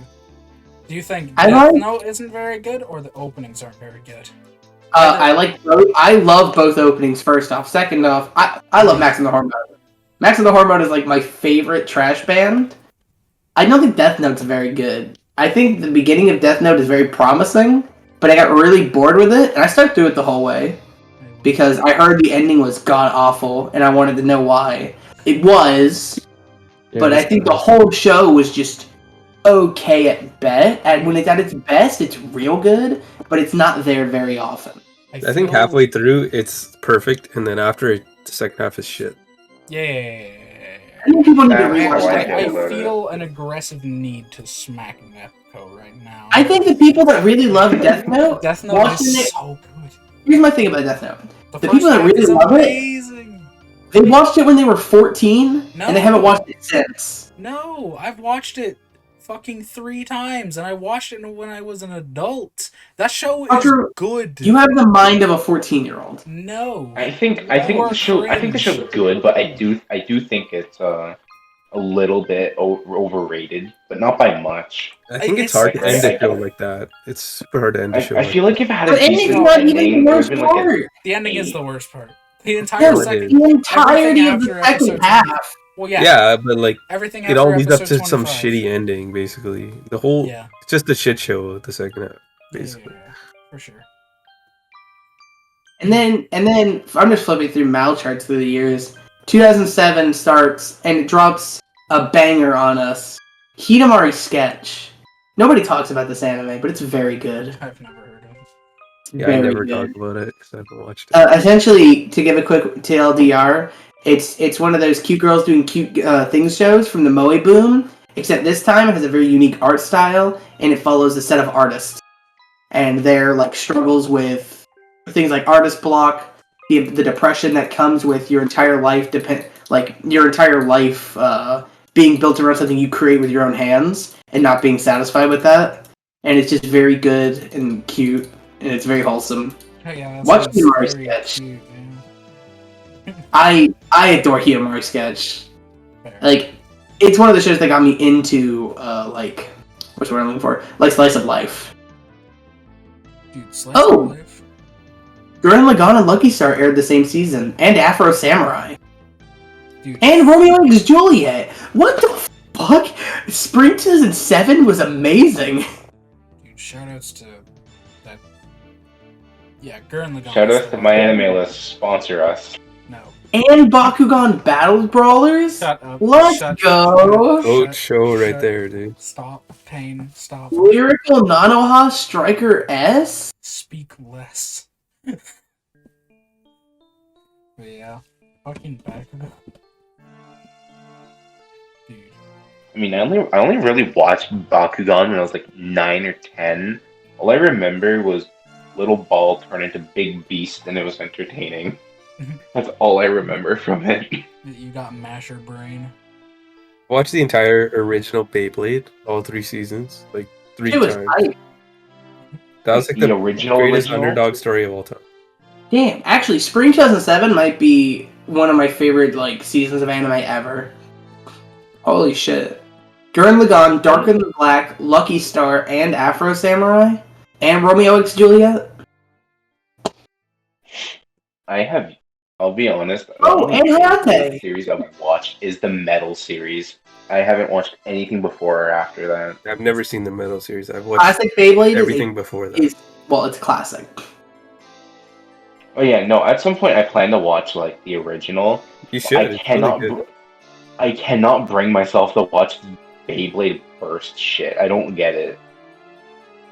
I'll tell you now, It's if like- you're gonna watch the original, the first and third seasons are like really, really good, and the second season's like shit. Why was there Like- so much Wally stuff in 2007? I What don't the know if that will Beyblade. Man. Really? Yeah, 2007, just scrolling through the seasonal charts, there's so much of it. Wow. For some reason, 2007 specifically, like late 2006, early 2007, there's a lot of like those like lolly magical girl shows. Oh, Wally. I thought you said Wally the robot. It's like, what the fuck are you talking about, dude? That movie did not come out that. That movie's very good. Yes, Wally is a great movie. I think, okay, I think I'll watch it talk. again. yeah, no doubt. Real talk for Pixar animated film. Well, okay, so Pixar films. Goat, Undisputed Goat, Monsters Inc. You're weird if you disagree. It's good. I mean, it's good. I don't know if I'd call it my favorite, but you know, it's really good. Cars is It- cringe. Yeah, trash. People are so divided on Cars. They either think it's not bad or they think it's really They bad. either And I never haven't really- watched, they either haven't watched it since they were 5, or they watched it again. That's where they stand. No, And you haven't that- watched no, it no, since no. four. My old roommate, he was like, I rewatched all of them, and the first one is not that bad. And I'm like, it's dumb. It's bad. Our What tramp are some stamp. other? What are some other? That's still my Pixar favorite movies? thing anyone has ever said about Cars. You know, it's crazy to think that in a season with Bakano, Zero to Tsukaima Season 2, Sayonara Zetsuba Sensei, Higurashi, and Mononoke, the best anime that season was School Days. Shut up. Shut the fuck up. I love School Days. Shut up. Oh, and then one of the best anime ever made came out the next season. 2 of them, actually. School Days. Clanad and Kaiji. Kaiji Ultimate Survivor. Clanad. I really need to Yeah. watch it. Because I am Angel Well- Beats fan, so I need to watch Clanad. And then the no, word I thought Angel Beats was good. Man, I need yeah. to watch Clanad. Angel Beats is a fun time. Yeah, okay, so I mean, Never yeah, mind. it's also only like 11 episodes or something, so it's also like It's you can 12. watch it in like less than an afternoon. It's like, I said 11 or something like that, so it's like relatively Yeah. the same. You can sit down for like an afternoon and binge it. Yeah. Yeah, I bet. Funny story about Angel Beats. So in high school, I used to watch anime during like my spare and lunch periods with my friends, and they started Angel Beats without me. And they were like, "Yeah, we're gonna start episode 3 tomorrow." And I was like, "Okay, I'll catch up." And then that night I went home and I binged it until 1 in the morning and finished the whole show. And I was like, that was a great show. And I came to school the next day. I was like, yeah, Angel Beats was good. Just like, Angel Beats is good. damn, you actually just watched the whole thing. That's I've such a classic also- thing to do Yeah, during high school. Just like binge a show right before. yeah. I'll And, be like, honest, that was me. Okay, I kind of hate to admit this, but this was me with My Hero Academia when I got first introduced to it. Oh no, I I don't blame binged you. season 1. Like, I binged season 1, like, within the first day. Like, and then I binged season 2, like, the next day. I thought My Hero Academia was, like, one of the best shit I've watched I in, like, a think long that's time. that everyone that watches My Hero for the first time probably thinks it's really good, because unless you're like you've been watching anime for a while, but like if you haven't Yeah. been like I watched it like when I was like relatively new to anime, and I was like, it's pretty good, and now I think it's Someone who had been watching pretty anime for a trash. while, as someone who had been watching anime for a while when My Hero started, I thought it was pretty good. I enjoyed myself with it from the beginning. I was like, this is pretty enjoyable. I like where this is going. I do and think the first Every season's, like, episode it got worse. Okay, I don't know if this is quote unquote spoiler territory, but spoiler warning. My Hero Academia went extremely downhill after season 2 ended. Oh my god, they fucking should have killed All Might. It went extremely downhill from there. I mean, I'm gonna be one for real. me- It was already on a spiral down. Oh, I know, but they could have brought it up like by killing off All Might and starting off season 3 strong. But in my opinion, holy hell, it was just a very anticlimactic ending to that arc. It's like all this build up for literally no progression at all. Yeah. It's just I hate Japan. it's just What the fuck? it's like the way I look at it is with other manga, like they'll kill off an important character. Usually that's close to the protagonist, and the protagonist usually develops as a character, and then events in the future change because of that. That could have happened with My Hero, but All Might didn't die, none of that happened, and he's just a boring side character and honestly kind of annoying now. If that makes any sense. I don't know. Yeah. But yeah, no, I agree. It was on a spiral downwards, like I think ever since season 2 started. But like Yeah, I it think the had first the season opportunity. was like pretty solid, and then after that, it just kind of. Yeah. It could have it had a chance to redeem itself with season 2's ending, and start season 3 off very well. But like it was the most anticlimactic shit ever.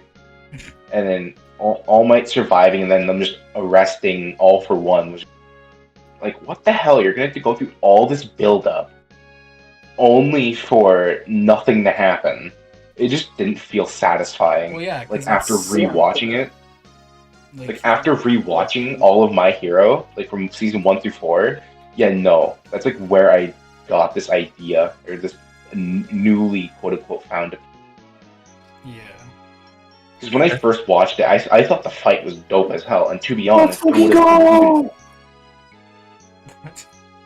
I just found out the Conan O'Brien show is canceling. The what? The Conan O'Brien show. Oh, Let's fucking go! yeah, a late night show moment. Fucking hate. Why are they not getting enough viewers or what? Yeah, apparently podcasts are stealing their views. Good. Good. Yeah, You're it's welcome. us, it's Good. us. Yeah, you're welcome, folks. I didn't So- really watch much of Conan, but I didn't hate the dude. I thought he's kind of funny.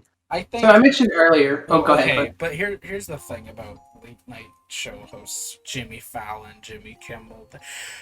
They all have one joke. They've had one joke for the past 4 years, and it's been haha Trump, and that's it. And now that they can't make that joke, now they can't make that joke Yeah, anymore. now they can't make that joke. And now So people are instead- like, oh, well, now Instead, you're- they write Wario skits about how Luigi is. Stop. Stop! Shut up, Matt. We don't speak of that.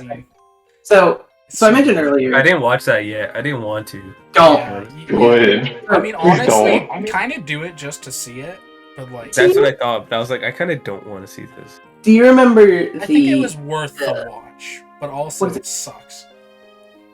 Do you remember YouTube Rewind the Musical or whatever? What? The cringe one? Yeah. This is worse than that. Okay. Like, you know the Among Us section and how much that hurt to watch? Dude, Among Yeah. Us. I'm not even gonna bring up the worst section before the Among Us that literally transitioned from the Among Us section, but because that was just fucked up. But the Among Us section is the cringe one, and this is more cringe than that. And then it goes even deeper when they did Millennial Hospital, and the characters just go, bruh, you better catch these hands, gang gang. They say shit no one has said in 5 years. They're so out of the Okay, loop. but here's the thing. The whole joke was that there is no joke. People say slang words, and that was it. That was their joke. It's like, The joke is they're old and they don't know what kids say. yeah, pretty much. So I mentioned this a little bit ago that Nowadays they're on Twitter saying, "Catch this ratio." this ratio. They should have You guys see that ratioed thing? Wario. That would have been funny.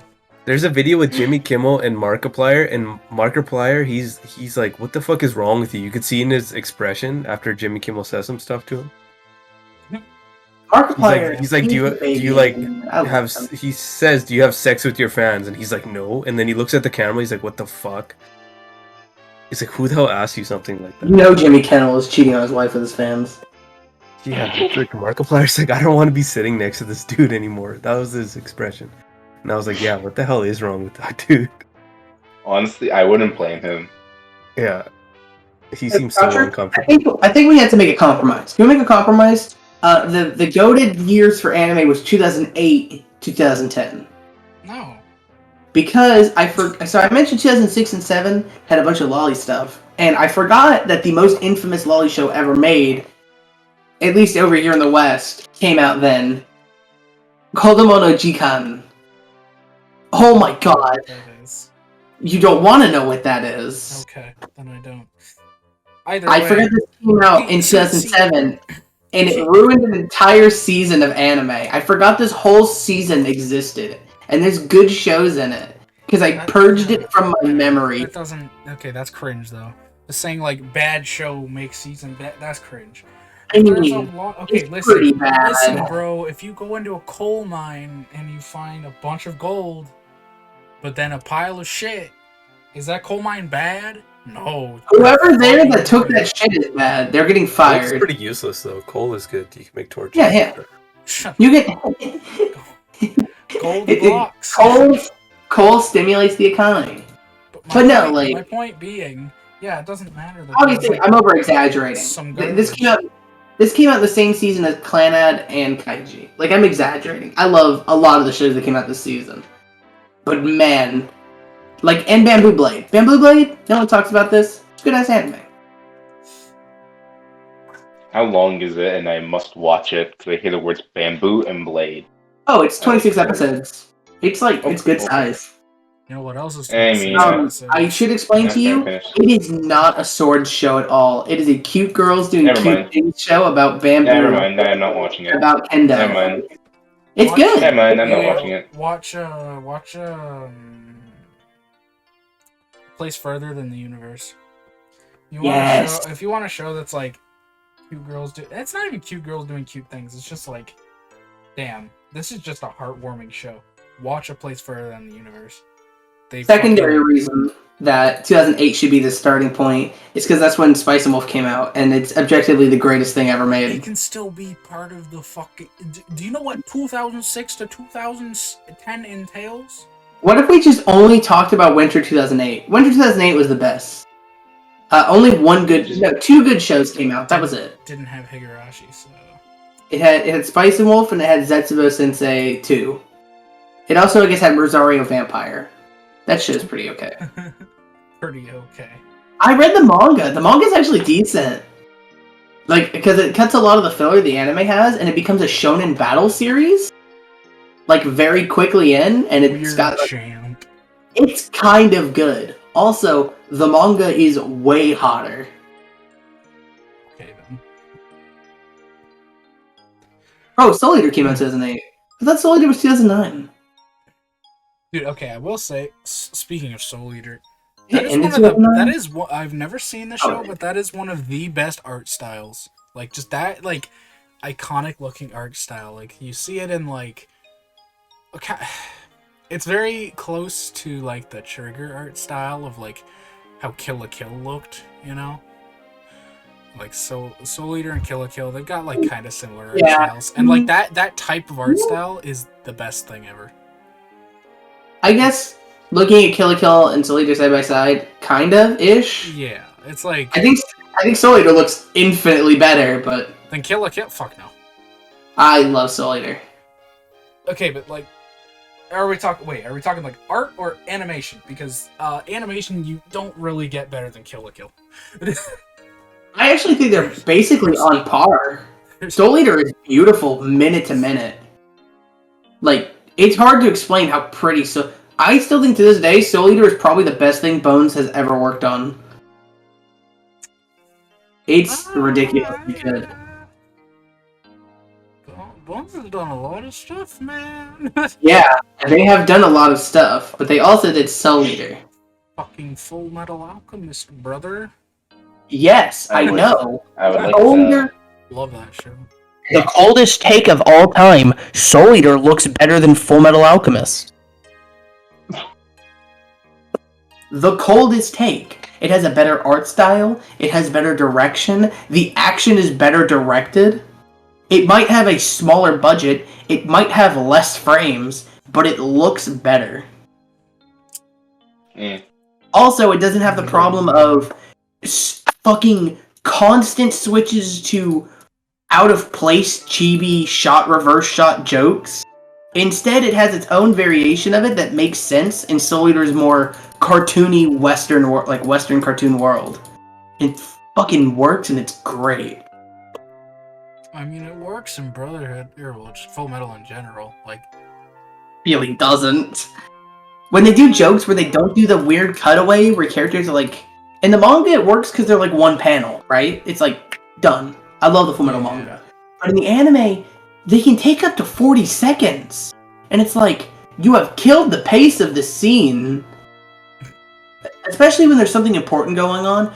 Oh, the fucking Tucker arc is the worst part about this. When there's something important going on, and Edward is talking to Tucker, and then it cuts, and in the manga it's like a panel, and it's like this chibi drawing, and it's Alphonse, Nina, and the dog, right? But then, in the anime, it holds on that, and it cuts the conversation for 30 fucking seconds. I'm like, whoever designed this, fire them, please!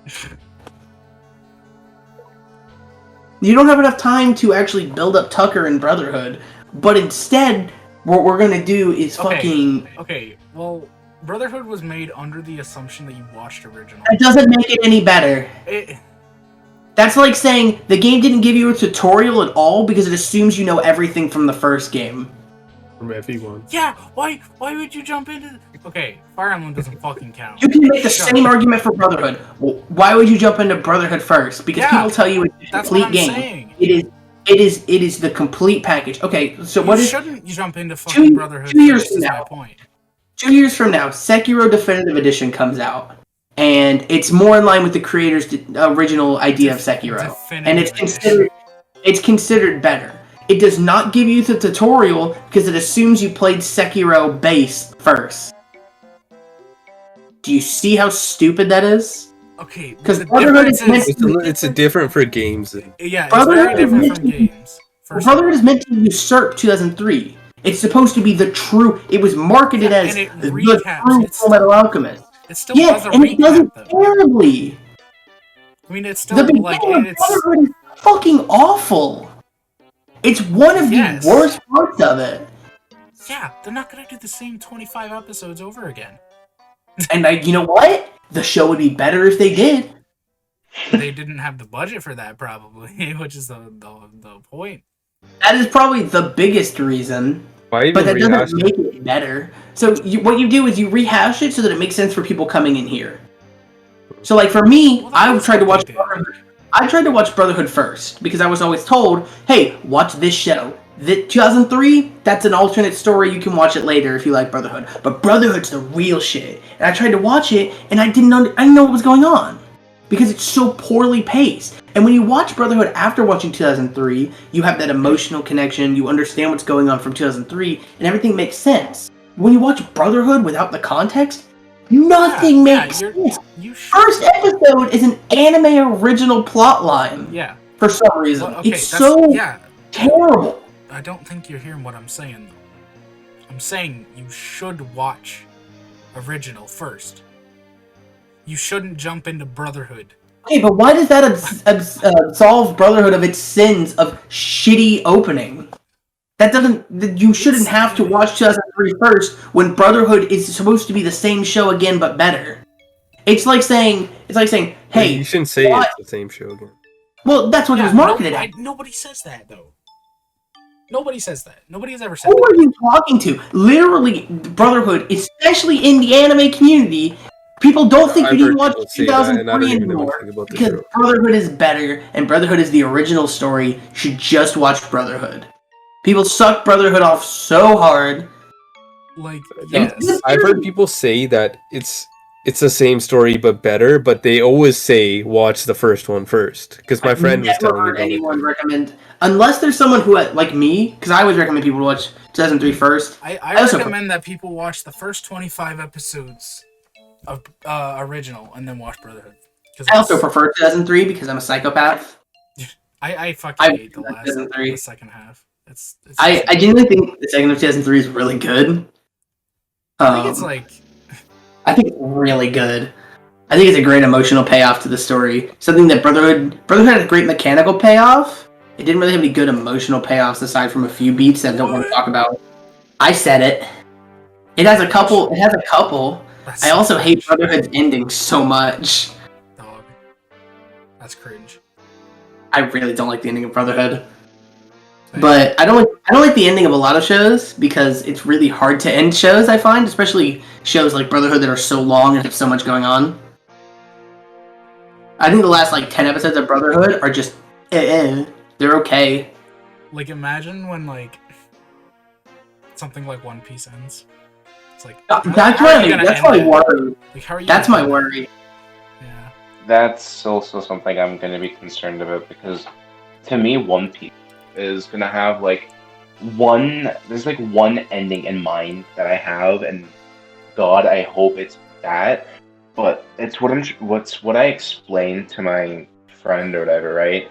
An ending can be bad in concept, but if it's executed well enough, it can be a decent ending at best. If it's executed well, it can still be a decent ending, even if it's bad in concept. Fullmetal Alchemist 2003. Just do the Sopranos ending. I've never seen it. I've heard the ending. They just cut it off. That's it. Mid-sentence. I have a crackpot theory about the ending of One Piece. About what One Piece is. I think it's one piece of gold. Imagine hear me out. gold. So it's supposed to be Gold Roger's whole fortune, his whole wealth. But Gold Roger traveled the entire world with a pirate crew to and fro. He has to pay them. He has to buy shit. And it doesn't seem like he did much in the way of plundering from what we know. I like to imagine his whole wealth was that one coin. That they went to One Piece in the 10th episode or whatever. People said. They reached the Grand Line. Isn't that where it is? No. Well, So in 700 episodes, they still haven't found this thing? we don't even know what it's it somewhere. could be. Okay, well, We know it's at the end of the Grand Line. It's the final island. That's all we still know. haven't gotten there. We don't even still know how haven't many gotten islands. there. We don't know how many islands are left.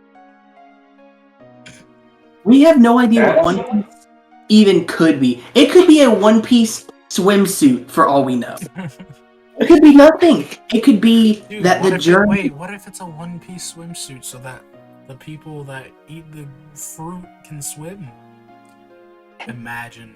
It's a cure for devil fruit. Not even. It just gives them super swimming powers where they don't like drown or some shit.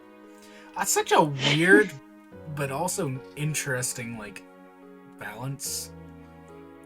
Specifically because they're pirates. It's not even a balancing thing. It's supposed to be a symbolic thing.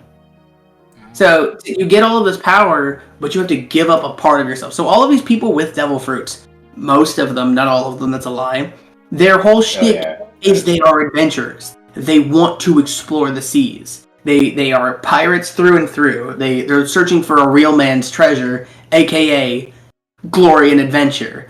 But you have, in this world, glory and adventure comes over the open ocean.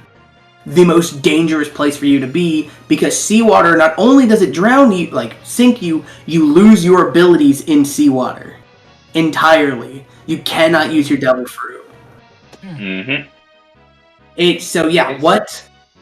Which is weird because you It's can actually characters pretty get splashed interesting. with seawater and they can still use their ability, but then if they have this thing called sea stone attached to them, they can't use their ability. Sea prism stone. Sea prisms. And so if they have sea prism handcuffs, they can't use their abilities. But if they get splashed with seawater, they can. But if they're in the ocean, they can't. But if they're in like a river, they can. Sounds like very convoluted writing, and also. I think the idea behind it is inside of the ocean is this sea prism, this material, and because this material is in the ocean, that's what's draining their power. But it's not in like rivers, and it's not in the water itself. Yeah, I mean that would make more sense because I don't. Yeah. Because I mean, at the part that I'm at, that actually hasn't really been talked about as much. It doesn't get talked about very much at all. Honestly, and I feel like it should. Because I do want to know I think more. it was a retcon. Because I think the idea behind it before was seawater is what weakens a devil fruit user. But then that was retcon because you could just beat them by carrying it's literally 4 kids' water guns with seawater in it. You know? Maybe 4 kids was right the whole A way. bunch of elementary school kids. No, literally, they could just roll up, pop some water, some salt water at him, and he's done. That is true. Imagine, That is very true. Imagine being weak to water guns. At every One Fire Piece Emblem. devil fruit user. I Are can't there wait. extra- I can't wait for the One Piece SRPG, and we just get like stretchy arms is effective against people. Water gun is effective against stretchy arms. I would play a One Piece grand strategy game where you control a fleet of ships and have to like explore islands and stuff. That would be kind of dope. No, as an Have Have you guys ever SRPG. played Literally- any One Piece video games?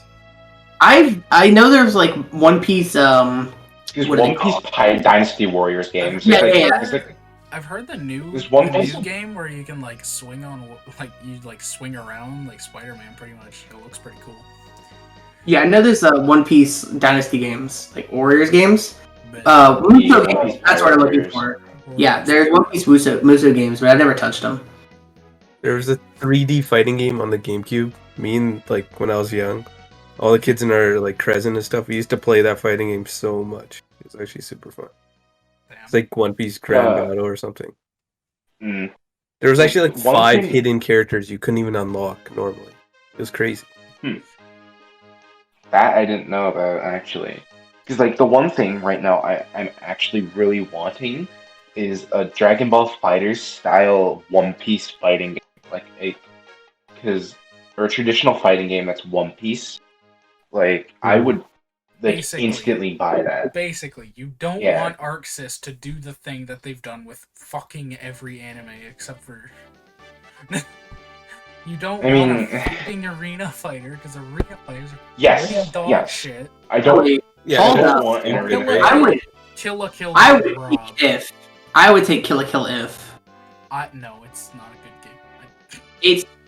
It's not a good game, but it is a better arena fighter, and it kind of captures the spirit of the fights in that series. It's fucking balls to the walls. But I want a real. I would have a I would rather have a traditional fighting game, but I think for casual fans of, a casual fan of Dragon Ball playing the Dragon Ball Budokai game, like the Budokai Tenkaichi games, that's fun. I should know. Unreal games. They're really fucking fun. But a casual fan playing, Kill la Kill fan playing Kill la Kill IF is gonna have more fun because that's more like the show. And then just like a casual fan playing Dragon Ball FighterZ is probably gonna have more fun because it's so much like the show. It's also just, I'm gonna say it, pretty good game. Fighters. I just don't like it. Fighters bad. I don't mind fighters. State, it's fun. No neutral, no disadvantage state. Neutral has changed a lot in the last couple of years as beams have gotten better and Super Dash has gotten objectively worse. It's harder to Super Dash at any range. Unless you're right in front of them, and even then you have to be really careful about it. They've actively been trying to tone Super Dash down. Still cringe game. Yeah, I love watching people who are good at it play it. But you could watch them play a cooler game like Blaze Blue Central Fiction. Yeah, I can watch all of the 3 people that remember that game go at it. What the fuck? Yeah, I can watch the Brazilians play it. Or the goated Japanese players. The ones who moved on to Dragon Ball. Fuck you. They only moved on to that because that's where the fucking money is now. True. A game I'm excited for is, even though there's very little gameplay, is Dungeon Fighter. Wait, that's not important. I just remembered. I think the Strive beta's out. Not today. It's tomorrow. Is it? I saw people talking about it yesterday. Talking about playing it. It's tomorrow, I believe.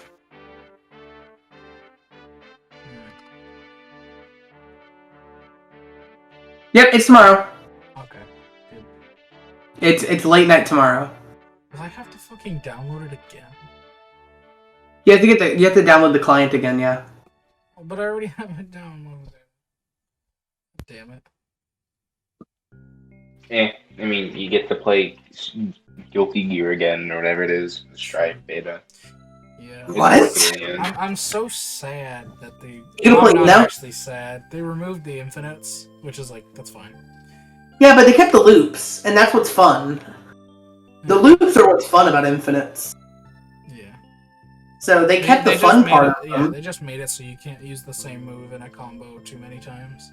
Which is fine. Yeah, and we don't even know what that means necessarily. Well, it could be, Giovanna's flip kick. Maybe she can only use it twice in a combo. But maybe Bandit Bringer you could use 3 times in a combo. They're very... Same with how jump squat works and how landing recovery is going to work. They're very vague about it. What I'm understanding here is it's basically making people become more creative with their combos. That's what I'm seeing. And you can't just infinite someone. Because, there were, 4 characters with infinites. There were, 4 or 5. And then Axel, against Faust, could clip Faust out of the stage. But, so, Kamui, at the end of it, after the infinites were found on the last day, what it came down to was people figuring out the best tools in neutral that you can convert the easiest into the infinite. Yeah. And Saul's infinite was actually technically under the rules of the game impossible and used a glitch where you jump cancel a move that's not supposed to be cancelable. So the way it works, it's really interesting. So you jump cancel I believe it's 5K, and then while jump canceling it, before you leave the ground, input, I believe it's Grand Viper?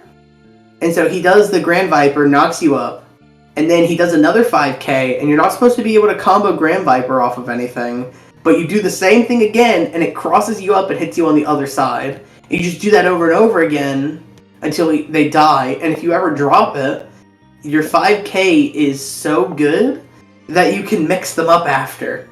You can go high-low, or do wild throw, or regular grab. Oh, Jesus Christ. The best thing about Kai is, if he did DP on Wake Up and you blocked it, and he RC'd it, he got to mix you up. He could either go high or low or grab. That was fucked up. Jesus Christ. We lived in a world where you could do an invincible Wake Up, and if they blocked it, you got to mix them. I love Guilty Gear. Guilty Gear's sick. You just spin 50 meter, that's it. You just wake up, spin 50 meter, and put them in the blender. I'm so glad I enjoy playing Giovanna. Because I do not like Accent Core. I don't find anyone fun in that game. There's no characters that I click with, which is unfortunate. I have the exact opposite problem where everyone is so fucking cool in that game that I don't know who I want to play. Fair. I keep bouncing between characters. I think they're cool and all, I just don't enjoy playing them. I have a very I don't know. I don't know why, but when it comes to Guilty Gear, it's very specific characters. I only like playing Jacko and Exerd. And I only like playing fucking Giovanna and Strive, you know? Oh, you don't like the gorillas? Huh? You don't like the gorillas? Saul, Nagoriyuki, and Leo? No. You really? I don't like Unga Bunga. Are you talking about the band? Yeah, I was gonna say I love gorillas. Can we talk about it? Hey, Kamui. Yeah. Did you listen to any gorillas? I didn't listen. Fuck. I've listened to some, and in that album you sent me, I listened to 3 songs of before I had to go do some other stuff and never got back to it. Yes. Understandable though. It Gorillas was good. I'm not about to. It was good. I'm not about to say it's not. Goated band.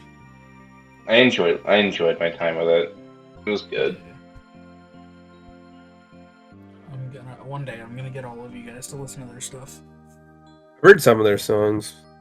A buddy of mine was obsessed with them for a long time, so I've listened to some of their work. They are one of... Dude, why the fuck are all of the Pog bands British? It's so sad. British. British. Damn. It's a fucking Tuesday, ain't it? Yeah. What about Canadian bands too? They're pretty good. Rush. Ew, Canada. I can't I think was of gonna say a single Rush. Canadian band. Rush and pretty much nothing. What else do we got? There's some good indie ones, but they're Okay, not, counterpoint. Okay, actually, fucking If it's not a stand, Kells are okay. if it's not a stand in JoJo, it's not a good band. Weird. It's not jam. what? Weeb. Cringe. If it's not a stand, it's not a good band. I'm just saying. Limp Bizkit is better than Rush. I'm just saying. There's Rush references in JoJo. Are there? Probably. I don't think so. Off the top of my head. I don't recall any. Well, not literally the Personally. named Rush, but there's references to bands. There's references to Yes in JoJo. Bruford, the guy with the sword in part 1, Yeah, but that's their drummer. Post stands, most of the references are names, and then they reference songs and albums in that character and the stands moveset. And then sometimes a city will be named after a fake city when he ever does that. Yeah, that's what I'm saying. I think of any Songs Rush and albums. It's not just bands. I could probably look it up. I'm very certain that there's at least one. All I can say, I all I don't can say think is I so. hear Yeah, Canada and me no From like. what I can find, no, there's not. So, because other people have asked this same question.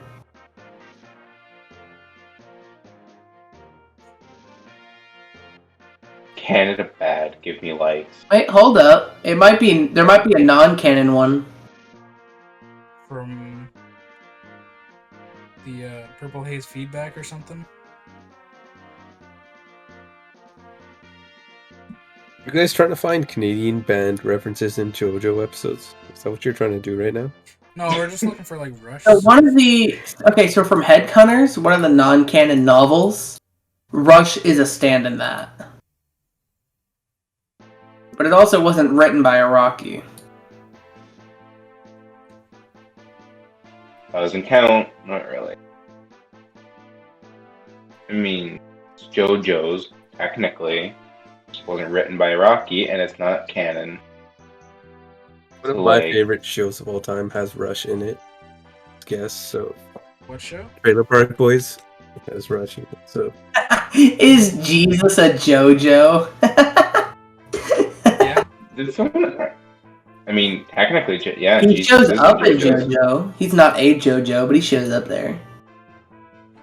Let me guess. Steel Ball Run. Yeah. He's like an Oh. important. Yeah, I know what you're talking about. Yep, I know what you're talking about. Mhm. That's so stupid. What? Jesus in part 7. Oh yeah, he shows up 3 times. He shows up before someone who has lost a part of themselves each time. He's So- what do you mean by, is he a JoJo? What does that mean? No, he is not a fucking. Like, it's- Yeah, he's not a JoJo, but he shows up in front of Johnny because Johnny has lost his humanity in his legs. He shows up in front of someone else because they've lost their sight, and then he shows up in the final battle because someone lost something else that I'm not going to spoil. Because I don't think JoJo is very spoilable, except for like the final fights, because those are suspense thrillers. And the final fight of part 7 is a fucking trip. How long is Steel Ball Run, by the way? No, It's it's not- very long. What? Did you just say it's not very long? It's very long. Oh, okay. I was gonna say it was. It is It was the longest 7 part. years. That's longest part so far. Well, technically, not in release. So in the time it's taken to release, part 8 is longer. But in chapter length, part 7 is longer. Because part 7 switched to a monthly release schedule during part 7. Yeah, during part 7. But yeah, part 8. Dude, from what I understand in part 8, it's like what 8 years. 10 years. It's been over a decade. What? Part 8 started in 2009. Mm, 2009 or are 2010. you sure about that? I'm pretty sure, yeah. I thought Steel Ball Run ended in like 2012. Hold up. It might... Even then, it would be 9 years. Yeah. So it's been like almost a decade. Yeah, that's still very long. JoJo Party... Okay, 2011. It started May 19th, 2011. Okay. So yeah, no, it has been a decade. Damn. But yeah. And well, so no, 10 sorry, it'll be years. a decade and a week. Oh damn. 10 years, and from what I understand, there is still no main villain. I have been out of the loop for like 2 years of JoJo Leon, and when I stopped reading it, I'm just waiting for it to finish. There was like a hint of a main villain. Yeah, no. Like we had an idea that this doctor was the main villain, but I don't know where it's gone since. Yeah, I'm pretty I sure don't that's even- not actually the case. Pretty sure they were not the main villain. It's so funny. Knowing JoJo's, that person's not. There's gonna be that like one character, very obscure character that you don't even know has a motive, and it's like, oh, they're the villain. Oh, Be fucking Snoop who are Dogg. Dogg. yeah, Snoop Dogg, my favorite big time Russian It's character. gonna be Momotokure. That's his name. It's gonna be Bean Daddy. He's gonna come. He's gonna end up being the final boss. It's gonna be Killer Bean. Please. I don't know why my Please. brain thought Killer Bean. I want to gush a little bit about Killer Bean? Dante. Yeah, me too. Oh, okay, shut up. or Dog Days, Momozuku Ray's stand, because it's so cool. He turns his skin into a rope. Jolene moment. That's No, like Jolene makes rope. His skin is a rope. He ravels his body. It's so cool. Doesn't Jolene make string? Yeah, Jolene makes Yeah. string using her skin. Yeah, Well, no, I knew that much. He said rope. So what I understand about Jolene is she has a finite amount of string she can make, and then she starts converting her body into it. No. Mm. I don't think it just uses her skin. Math. Are you sure? I'm positive. Okay. But the way Dog Days works is he just actually unravels his hand That's and why. and the fucking skin shoots out. He makes a skin rope. It's so cool. He can shrink and move his body parts by unraveling himself. I'll be honest, this just sounds really creepy.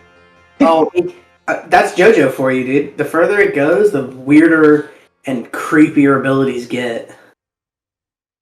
And then Hey, you know what? That's Chocolate fair. Disco, which I have read Steel Ball Run multiple times. I don't understand how Chocolate Disco works.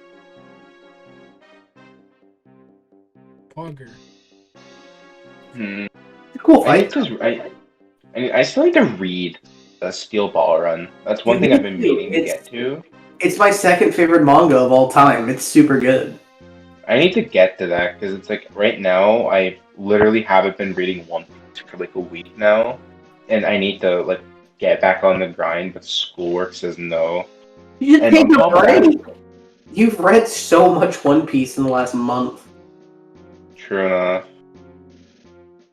But it's also and I could be technically 97 chapters ahead where I am right now, but I instead of reading One Piece, I read Chainsaw Man in between, and honestly, I do not regret it. Chainsaw Man was pretty good. Chainsaw Man.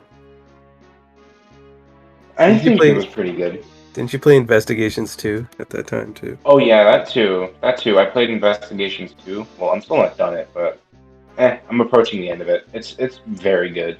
Oh, isn't that the game Good where he uses logic as his ability? Yep. Yep. Well, that's the what's series. that? There's 2 games. Yeah. In both games, basically, instead of you still have pressing and basic testimony, but that's not the main thing. It's actually investigating crime scenes and using logic to put together and come to your quote unquote own conclusions. So is what What happened. you're saying. It's really cool. So Edgeworth is a Ben Shapiro fan. I guess you could say that. Shut. The way you were describing it, it just reminded me of the way that his fans talk about him.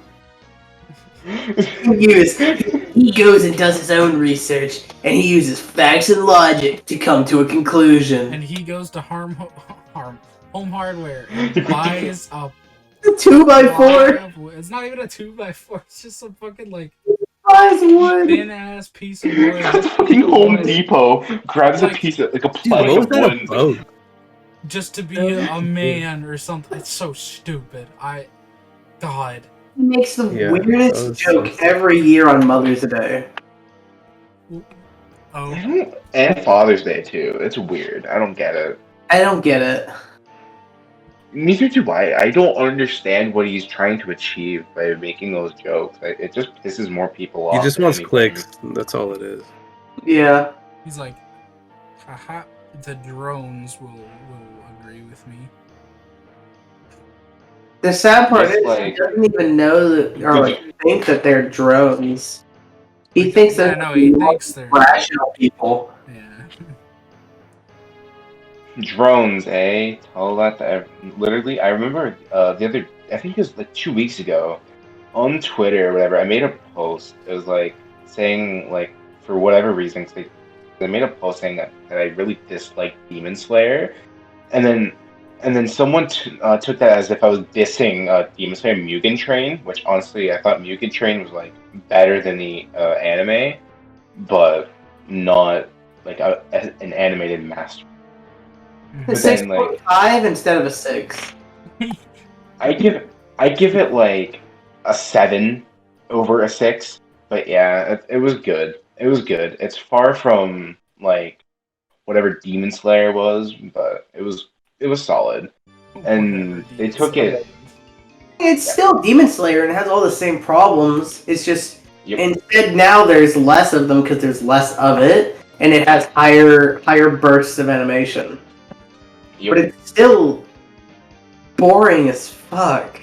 I found the Rengoku fight and stuff to be really cool, but like that's it. That's all Yeah, when I you put the really lights enjoyed. on, my dopamine gamer monkey brain goes, and I get really excited. I start making monkey noises, and I'm like, funny fights, you know. But then when the Yeah. moment that the fights stop and I get to the story, and it's Honestly, just that's how I felt. boring.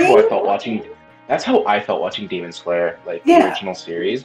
Mostly because like the fight scenes were awesome. Like the fights were really good, and that's one thing I will say Demon Slayer some of them has kind of over a suck lot. actually.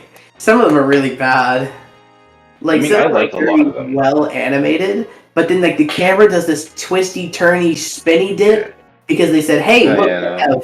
we're in a 3D environment. You can't tell, but our camera can." And then my head starts to hurt by the end of it, and I don't. Why is Tanjiro like 4 feet away from the guy? Is he like right in his face? Where's this guy at? I don't.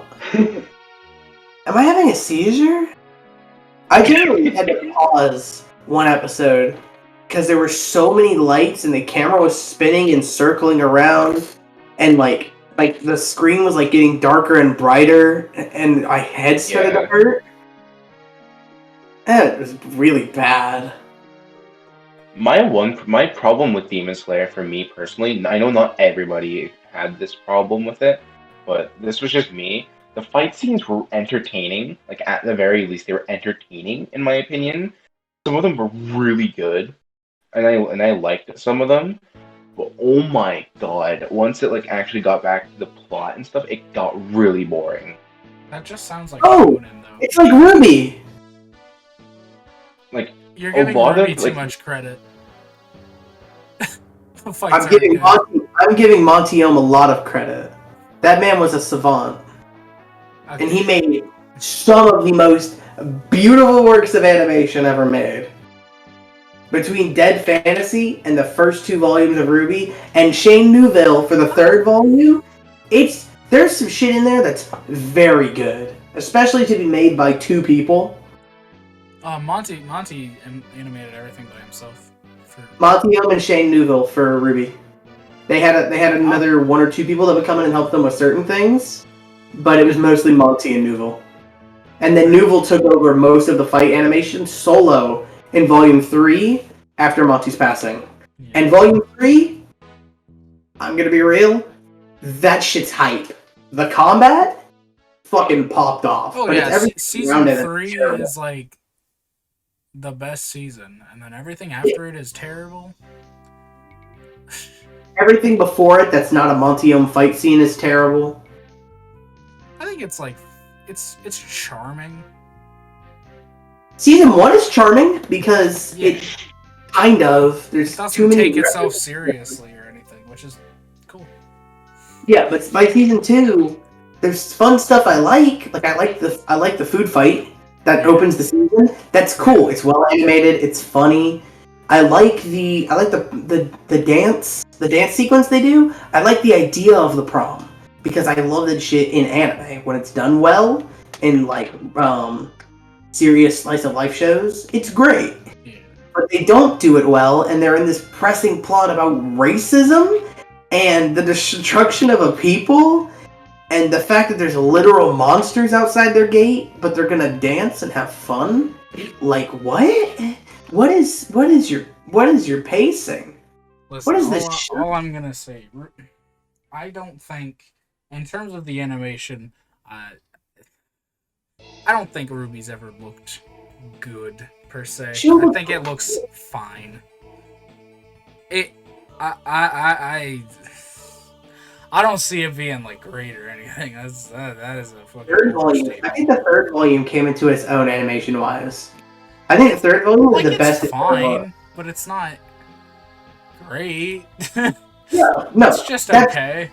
That's to say, it is the shiniest turd. It's not a saturated, cel-shaded turd like it is now. It had, like, its own identity and actually looked pretty... I'm gonna say it. Volume 3 looks pretty good shot to shot. Like, it doesn't hurt my eyes to look at. It doesn't look great, but it's the only season that looks passable. Everything after that is extreme... It looks like, what is it? Like they're trying to copy Arxis without any of Arxis' know-how on how to do 3D with smear and cell shading. It's like shitty Ni no Kuni. There we go. Ni no Kuni is a beautiful game. It's like shitty Ni no Kuni. Whereas Volume 3 has an actual... I hear Ni no Kuni and I get upset because of Level 5 and how they discontinued operations in the West. I'm honestly upset. I have not played Ni no Kuni yet. I need to. I own it, but Like, I've never played it. Ni no Kuni's good. Like, also, like, from what I've heard, the Professor Layton games are really good. And even one of their more popular series, Yokai Watch, which was branded as, or quote unquote, as dollar store Pokemon, which was, in my opinion, also very fucking good. Yokai Watch 1 is banging. I played one of opinion, those games. That shit's banging. The entire series, in my opinion, is really good. But Yokai Watch 1, oh yeah, no, it is like the best game out of the 4. 4 of these motherfuckers? If you play Professor Layton, the first 6 games are amazing. How are there 6 Professor Layton games? There's more than 6. And there's a movie in the middle of it, too. What the fuck? Yeah. I thought there were like 2 games. That no, they do a Star Wars. There's like 3 games, and then there's 3 prequels. Oh, I'm excited for the 8th. And there's 3 shitty sequels. There's a movie, and then there's one about Professor Layton's daughter, and that game kind of sucks, but. And there's one with Phoenix Wright too. I'm excited for the Ace Attorney crossover. Yeah. Honestly, I want to play the game, but like I want to play the main series titles first. Yeah, you should. And I have yet to play Spirited Justice when I really should. Dude, Spirited Justice is probably the second best Phoenix Wright game, and it's right below 3. It's literally right below 3. It's like right there. Okay, if you're talking specifically Phoenix Wright games, then I wouldn't have many doubts. Even though Phoenix Wright, Ace Attorney 3 and 1 are really good. Dude, Spirit of Justice is amazing. I've heard mixed opinions on it. There's some people who love it, and then there's some people like, fine. I've heard really mixed opinions. It's kind of like how it was with Dual Destinies or Ace Attorney 5. Some people are like, this is a genuinely good game, and then others are just, no, I didn't enjoy it. This is a huge step up from Dual Destinies. The thing about Dual Destinies is people hate on it, and probably the really big haters of Dual Destinies probably hate Spirit of Justice. They don't like it as much. But if you were like alright with Dual Destinies, I think you'll really like Spirit of Justice. I didn't mind it. I think it's better than Apollo Justice. I think it's better than Apollo Justice, but like not as good as like Ace Attorney 1. That's like my opinion on it. It's like far from that good. Okay. The last case was good, and then Spirit of Justice is just amazing. It like ties all 6 games together, basically. Okay, if that's the case, then it's probably gonna be good. Yeah, it's really good. I can't exactly make these. I'm sure you'll love it. It's amazing. I mean, to be fair, I enjoy any Ace Attorney game, even if it's underwhelming. I just love it. Yeah, and that one is not underwhelming for sure. There's a lot of stuff going on there. On the topic of Ace Attorney, we're getting DGS this summer. Summer? It's that soon? Yeah. So they knew about this for a long time and they didn't tell us. I mean, my entire Twitter for like a week was flooded about it. So. No, I'm saying they released that it was coming out recently, right? Yeah, like a few weeks ago. I'm saying they probably knew about that it was going to happen a long time ago because they were making the games for so long, probably. Oh, okay, never mind. Yeah, no, I get what you're saying. They didn't tell us for that long. Yep. Now, I'm just hoping Capcom has a shit ton in store for E3. Because it's like, E3? with all their possible IPs. Yeah, E3 exists. When is Yeah, I totally forgot. June 19th, I think. I want them I to think it's announce June- another Oh Monster fuck, Hunter. that's next month. Shut up. I need more Monster Hunter. I want to hunt more monsters. Just give. Okay, real talk. No, that won't happen. I was gonna say another Fire Emblem. That won't happen. No, That's God, like- no, not now. Take another 3 Yeah, years. Take your Take time. more time. Please don't make Three Houses 2. Hold on, I hold on. can't handle 3 more of them. Okay, wait. Three Houses was what? 2019. Yeah. Yeah. When was? Fates came out in It's- okay. 2014. When did SOV come out? Oh, SOV. 2016? Really? Yeah. But I think SOV was made by a side team. I don't think it was made by the main team. Same with FE9 and FE10. Or FE8, I mean. What? I think SOV had an FE8 situation where it wasn't made by the main team. I feel like that's not right. Oh, that's interesting. I feel like FE8 was definitely. I know the director of... No, FE8, the team was split in half. Half of them were sent to work on FE8. Half of them were sent to work on FE10 or FE9. The main team, who had worked on all games at this point, worked on FE9, and a smaller side team were given the job to make FE8 before they were finished, Oh, because they needed more resources for the GBA, or for the GameCube. And I assume the same thing happened because they brought in a new director for SOV, someone who hadn't worked with Fire Emblem before, as I understand, but loved Gaiden because his late father played it with him as a child. Which is why I've always been sympathetic to SOV for sticking to Gaiden as strictly as it does, but extremely critical for making a bad game. fair. I mean, yeah, it's a bad game because it's just Gaiden again. But like, dude, Whoever made SOV, they wanted to do Binding Blade, right? Yeah, they were talking about wanting to do Binding Blade as well. Yeah. You know what? I think I would be fine with that. If SOV is as close to Gaiden as you say, I don't think he would. Or I don't think they would fuck up FE6. They like The problem with SOV and Gaiden is it makes a lot of changes that take away from the few fun things about Gaiden, and it adds some really bad things, but it also adds ways to break Gaiden. So it's a different game. The experience of the game is different, but the problem with SOV and its overarching problems are the problems from Gaiden.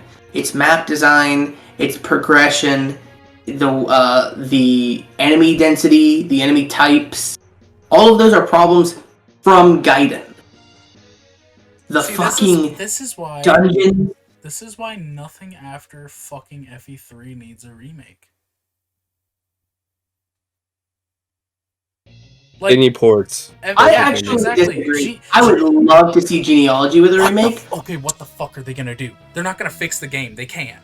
No, I all don't you need is know. this. I just Press want start to skip add- the phase. Yes, I want skip enemy phase in all Fire Emblem. Then do And Auto- for auto battle. Genealogy in specific, I want voice acting. I want voice acting and character portraits. Okay. Like they have in SOV, because Genealogy is in my opinion, the only Fire Emblem game that is completely sold on its story. You know what? And as much, while I'm not a huge fan of Genealogy's story, I'm actually an active detractor in it, and for at least the second half. I think people the love it. story's great. People love the story so much that I think that it should get the SOV treatment. And because people, they love SOV's voice acting and stuff. It has really good voice acting. I wonder It how does. who would. Now that I'm thinking about it, who the hell would voice act Sigurd? I hope they get the whiniest, shittiest idiot. For Sigurd? Yes. Probably the guy that voices him in, Heroes. Oh, yeah, he has a hero's voice. I forgot. You should just To be honest, become a I Dog, Shin. you forgot. are, I you played are that a game. fucking Fae player. How do you forget about... I don't know. In chapter don't 1, know. he should just go all out simp, right? The story Right when he hits starts. the forest, he just goes simp. I hope it starts with an SOV flash forward, because in Gaiden there's no flash forward; it just starts. But SOV has the flash forward or whatever. Yeah. But instead of Alm stabbing Celica, It's Sigurd donating 10,000 gold to Deirdre. Twitch It's like a stream. Twitch stream, yeah. That's perfect. Oh my god! Can we get big ups in chat for Simpgerd donating 8,000 gold? I can finally buy that new return band. Return band costs more than that, dude. Get your facts straight, fucking idiot. It actually, well, no, and so you say in chat, mods ban that guy? Actually, shithead, if you had been here for the last stream, when he donated me enough to buy the bargain band, you would know. That's a lot of money right there. That's what a Lord of Chalfie does for a little bit of, what's the word I'm looking for? Prophesized pussy. There we go. Jesus. I love how he was specifically told not to fuck her and did it anyway. Dude, all I would want from that remake is auto battle, so you can just move Sigurd and then everybody else just follows him. Press start to skip enemy phase. That's it. That's all I would want. And like updated graphics, sure, whatever. But that's like secondary. I don't even care if they did that. Okay, so like, I don't know if this is this is definitely a hot take. Why the fuck do people like Genealogy and Thrashia's like visuals so much? They look great! Battle animations are amazing. Yeah, it's the best. I'm gonna be real. It's the best the battle animations have ever been. The sword masters are like flying all over the screen. It's crazy. They interact with each other. Even in the modern games, they don't interact with each other. They just do a static animation to each other. They don't They'll move like take steps back and forward and stuff. DSFE. No, in DSFE they literally just walk into each other, hit each other, and walk back. It's just GBAFE. No, they have like follow-up animations and stuff. Yeah, they have that in Thracia as well. Yeah, No, But in Thracia, characters don't walk back to their starting position after they fight. They move around. They keep stepping forward and back. So like, in a long fight, if a cost is proccing, and you have a brave sword or whatever, and you're in multiple rounds of combat, a character will push them to the corner, like it's a fighting game. Oh, damn. Like in the arena, it's not just attack, and then I walk back to my corner, and you walk up to me and attack. They go back and forth, and like bows, characters step back when they fire. Like they're trying to put distance between them, which is really funny in arenas when you keep missing, and characters are just up against the wall shooting at each other. And you have to watch the arrow travel the whole distance. And there's stuff like that. Animations take longer when characters are far away. And they have to walk up to you. Okay, that's cool. But I mean like the fucking art itself. They look good. Like, the fucking, the character art.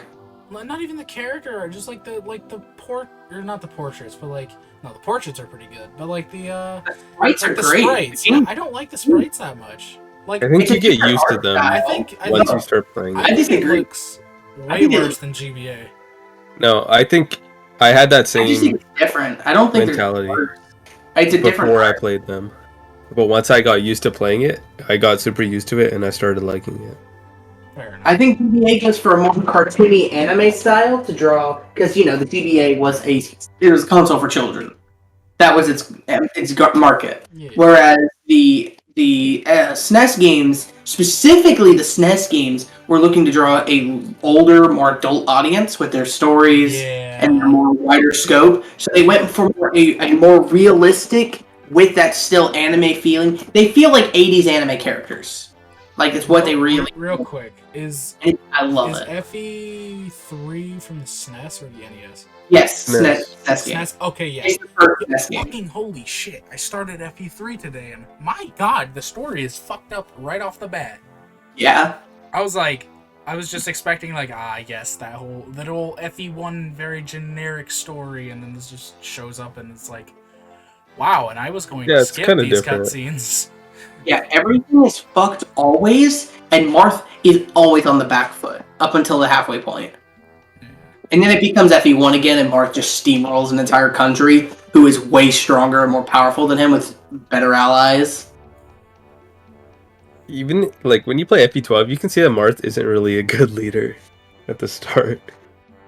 He's so unsure of himself. And, Marth he's like Roy. He Yeah. goes through the same development he does in the first game again. Yeah.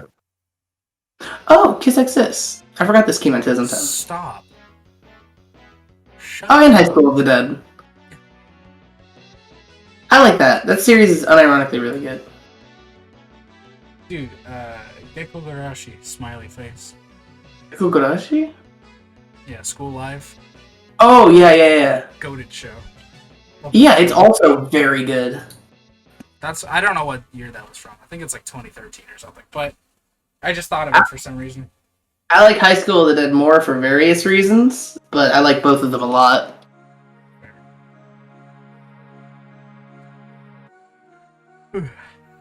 Oh yeah, Penny and Stocking came out in 2010. I just want to say that I need to correct myself and say Gintama did not come out in 2008. It came out in 2006, and that makes 2006 the best year for anime. Fuck Let's all. go! Gang. 2006, goated. I Man, there's a literally lot of only anime care. I thought came out like super earlier than they actually did. Haruhi moment, smile. Like Beelzebub. Like I thought Beelzebub started production in like 2008 or 9. It's a 2011 show. The show's not good, but And okay, on the top. But now that we're back on the topic of anime, I've gotten to the point. You know how I'm literally like the easiest person to please when it comes to shonen. Like it's so like you just show me a good shonen and I'll be like hooked on it, right? I don't know why. As soon as I start reading One Piece and started watching Gintama, I'm like, this is bad. you have found your taste. I don't understand how it becomes so picky. It becomes so picky. Like the one manga other than like Because you found something Gintama good. or like the few manga that I've read, like besides One Piece and Full Metal Alchemist and is like Attack on Titan, and even with that ending, I will say it's still like my second favorite manga of all time. Oh, you finished AOT? Oh, I've been finished it. We have to talk Oh, about the we're ending. not- No. Not here. No, But no, like, no, Not here. Not here. Not here. We're not we gotta doing talk about that. it. I have some Because we know very exact- strong opinions on it. I think it's really good. Yeah, we already spoiled it in the first episode. So We didn't spoil the ending. I don't. no, yeah, I mean, but we are spoiled half of We it. were talking about some stuff from like season 3. Yeah. Yeah. I just cut out a big Yeah. section of the.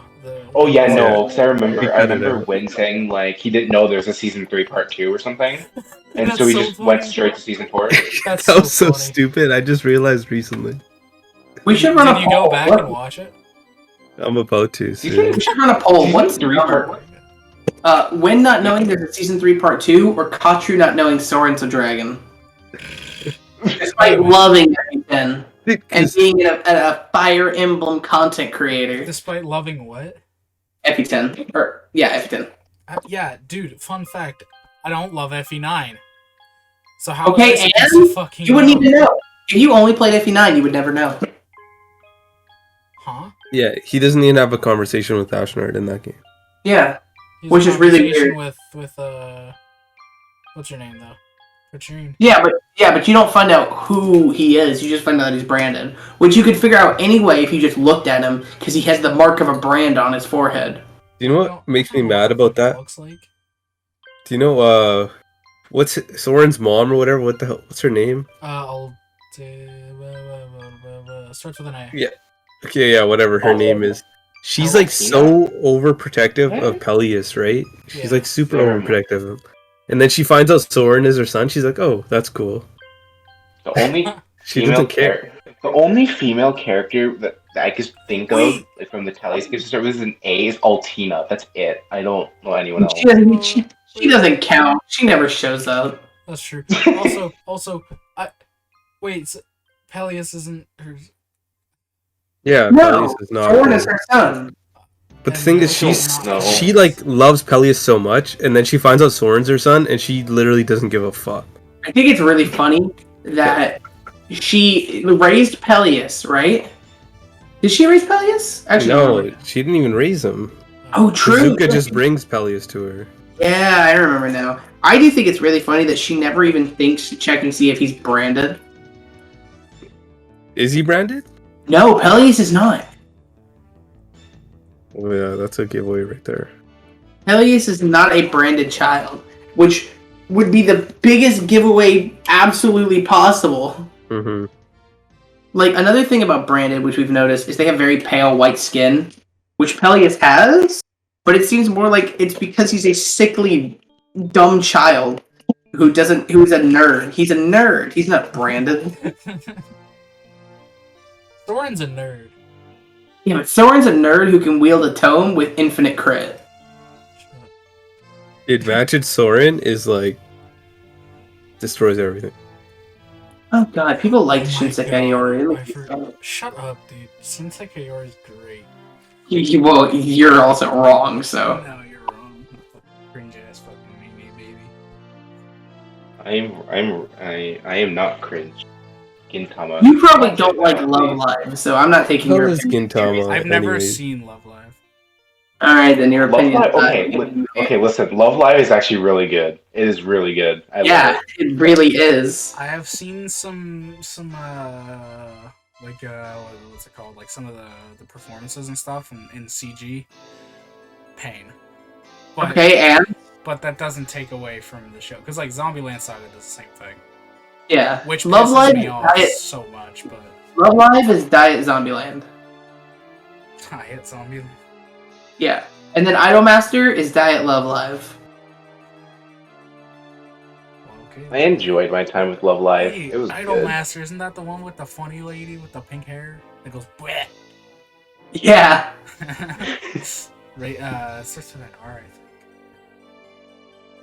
Also, I'm pretty sure what Gintama is. It's literally just a comedy shonen that transitions into like a battle shonen. There's like an entire genre switch. It goes from comedy to battle shonen, and it's so good. How many episodes is it? A lot. It's like You know, a lot. I used to It's think, over. man, Attack on It's Titan over dropped. 300. Attack on Titan dropped in a rough season. It dropped in a season with a ton of bangers. That is true. To the point where it is the, what, It came out in 1, 2012, 2, right? 2013, spring. 1, 2... It's the third best show to air that season. Behind, The Devil is a Part-Timer and the second season of Orimo. All I know was No one laughed at my joke. I'm pissed. Nobody knows what you said. Do you not know what But Orimo I is? don't I even know don't what think anyone has seen those. Oh, well, you guys haven't seen The Devil is a Part-Timer? nope, I I haven't. have not, but I've heard it's like not It's that literally good. the greatest thing ever made. I don't know. Hey, but what about it's Spice and Wolf? alright. No, it's fucking amazing. Like, it's hard to explain that. Okay, so real quick, The Devil is a Part-Timer. Basically, the setup is reverse isekai. Big bad devil boy, super strong, literally everything you could ever want. He literally is Satan. Gets warped into the real world, loses all of his abilities, is a homeless bum, and makes his way out by working a part-time job at McDonald's. And it follows his misadventures, and it's really good. Because he's like also a very charismatic person. He's not just like an edgy broodlord. He's like a chill dude, and it follows his bromance with his right-hand man and a couple other characters, and it's just really good. It's also surprisingly pretty, like really well animated. Orimo is the funny, I can't believe my sister is this cute show. Oh no. Where he cucks the best girl and marries his sister in the last 2 episodes. Wait, yeah, I've heard of that. Oh my Yeah, god. and the second season is the season where he cucks Kuroneko and marries his sister. That's why it's the best season, because it's hilarious. That's so funny. It might be my favorite train wreck. I genuinely love this anime so much. It's so bad. Also, that same season, Suisei no Gargantia came out. No one talks about this show. It's pretty good. It's just I've it's never even heard of it. yeah, I'll be Gargantia completely honest on with you. Gargantia on the Verdurous Planet. I remember I watched this because it was on Netflix and I was bored one night. And I'm really glad I did. 'Cause it's really good. And you watched and finished I it, and remember. you were still bored. No, To it's be a good completely honest, I remember I remember back in 2017, like speaking of Netflix or whatever, I remember seeing Attack on Titan on Netflix, watching season 1, and oh, that was boring. Yeah, it's really bad. Okay, after rewatching it like 3 years later, I don't think it was as bad as I thought it was, but it's like it pales in comparison to so many other shows on there. Like, It's what the hell? better. Also, Snafu came out. My teen romantic comedy Yep. Snafu. Trash. But it's Attack on Titan season 1 is better if you know what happens later. Because it sets I up mean, stuff. yeah. But it doesn't Yeah. make it a good season on its own. It just I makes don't it know. better. I think it's a fine first season. If you go and rewatch it, there's a lot of little things you'll see. Yeah. If you know what happens later, it's Yeah. kind of cool because I rewatched it. A lot of the shot composition, dialogue, and character writing is really stilted.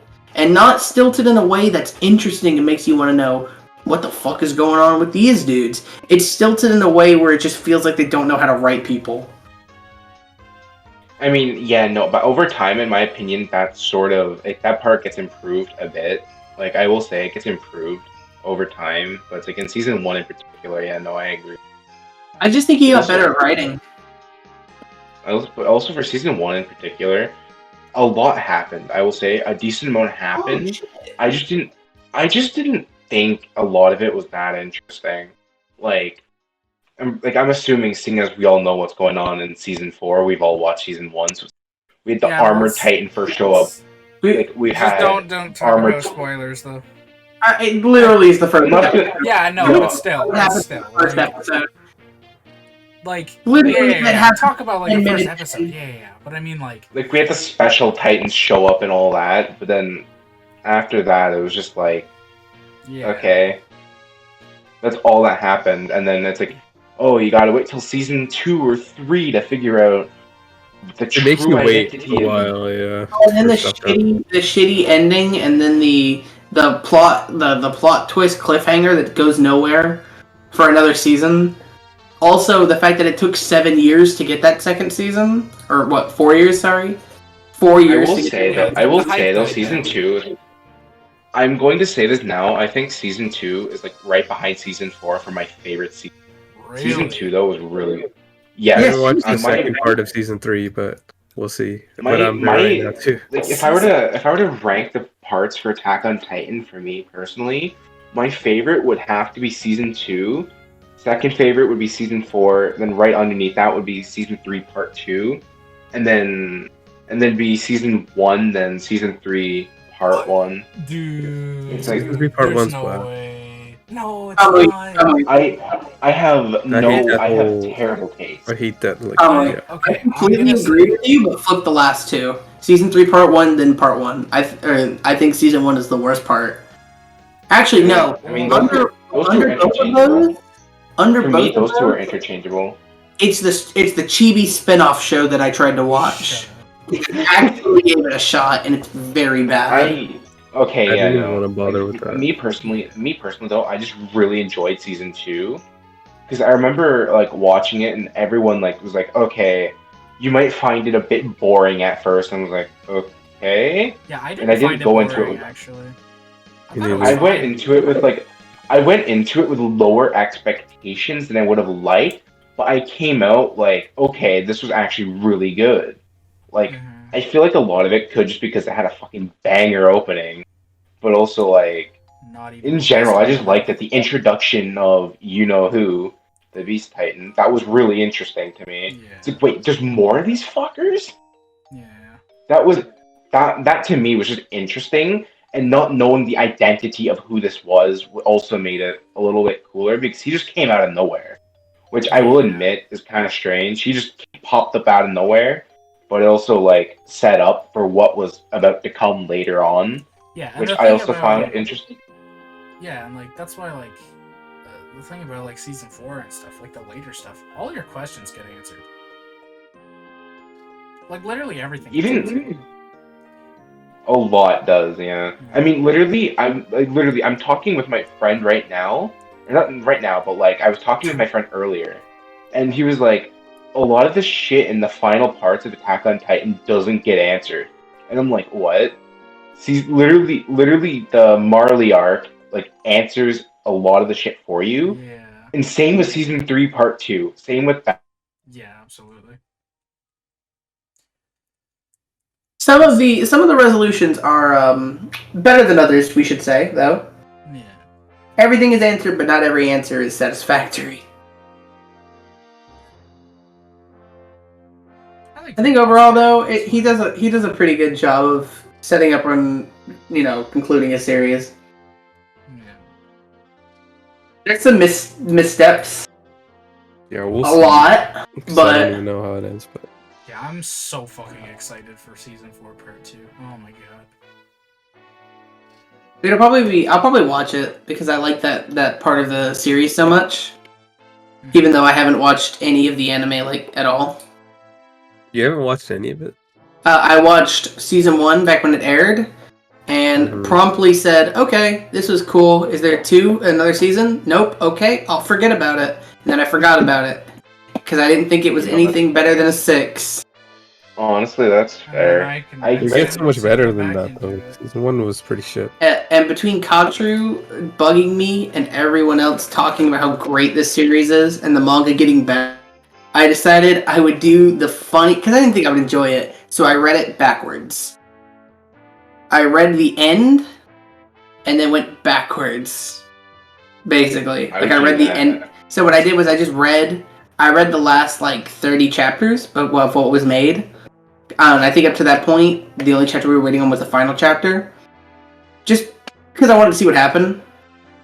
I wanted to see who was dead or not. And then I was like, okay, if I'm interested in this and I want to know why things panned out like this, I'll check it out. And then I got interested and decided to read it. And it's like a solid 7.5 to an 8. It's real good. I don't know where people get off calling it a masterpiece, because it's not. I don't but think it's definitely masterpiece, good. But I do think it's good. If I had to rank it, it'd probably be in the top 25 to 50 manga I've ever read. Somewhere in there.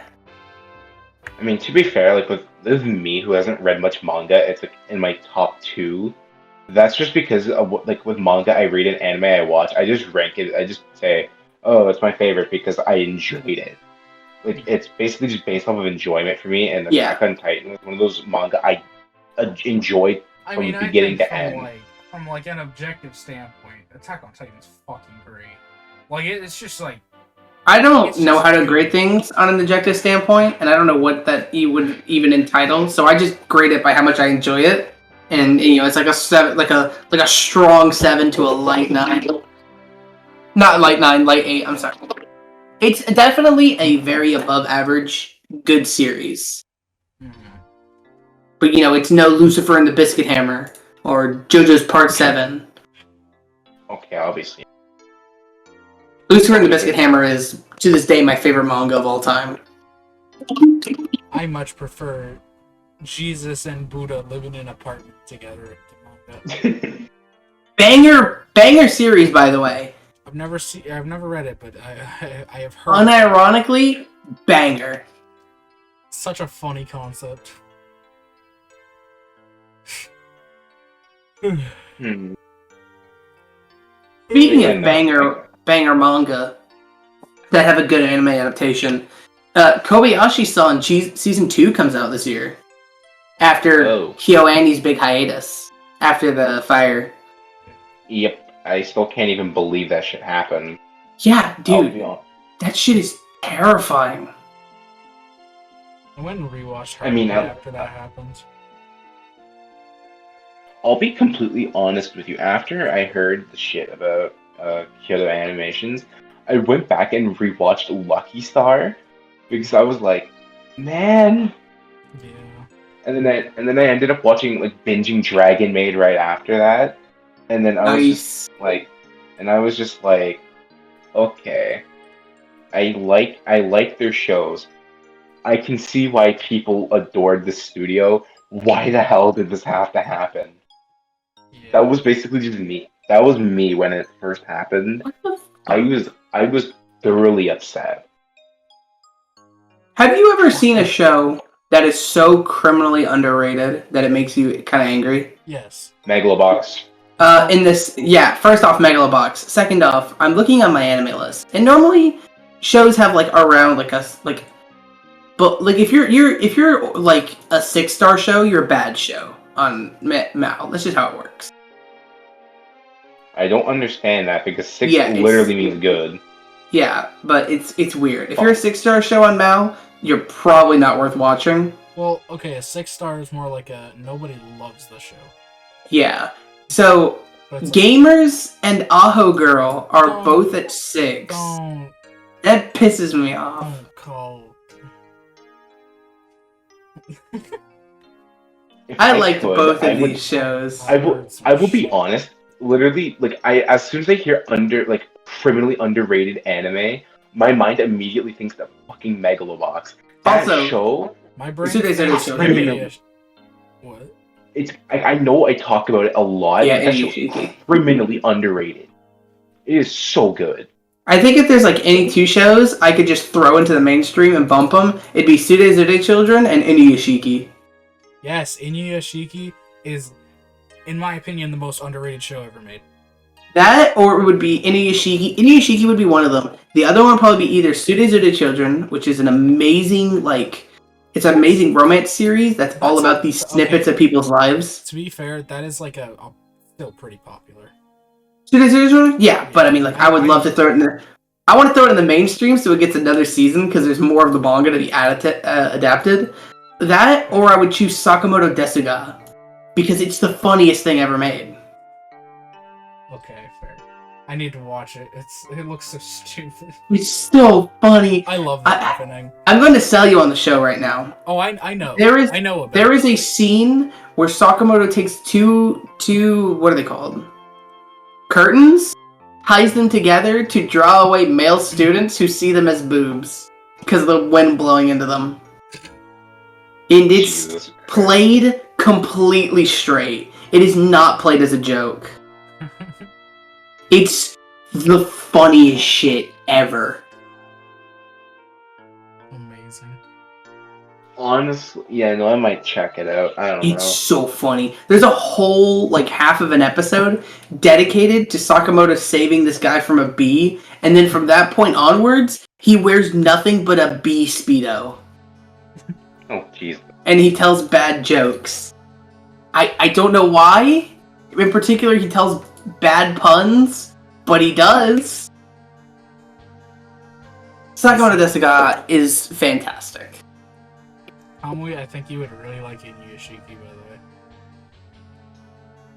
I probably would. I just haven't heard of it until now, if I'm being completely honest. Yeah, it's fucking criminally underrated.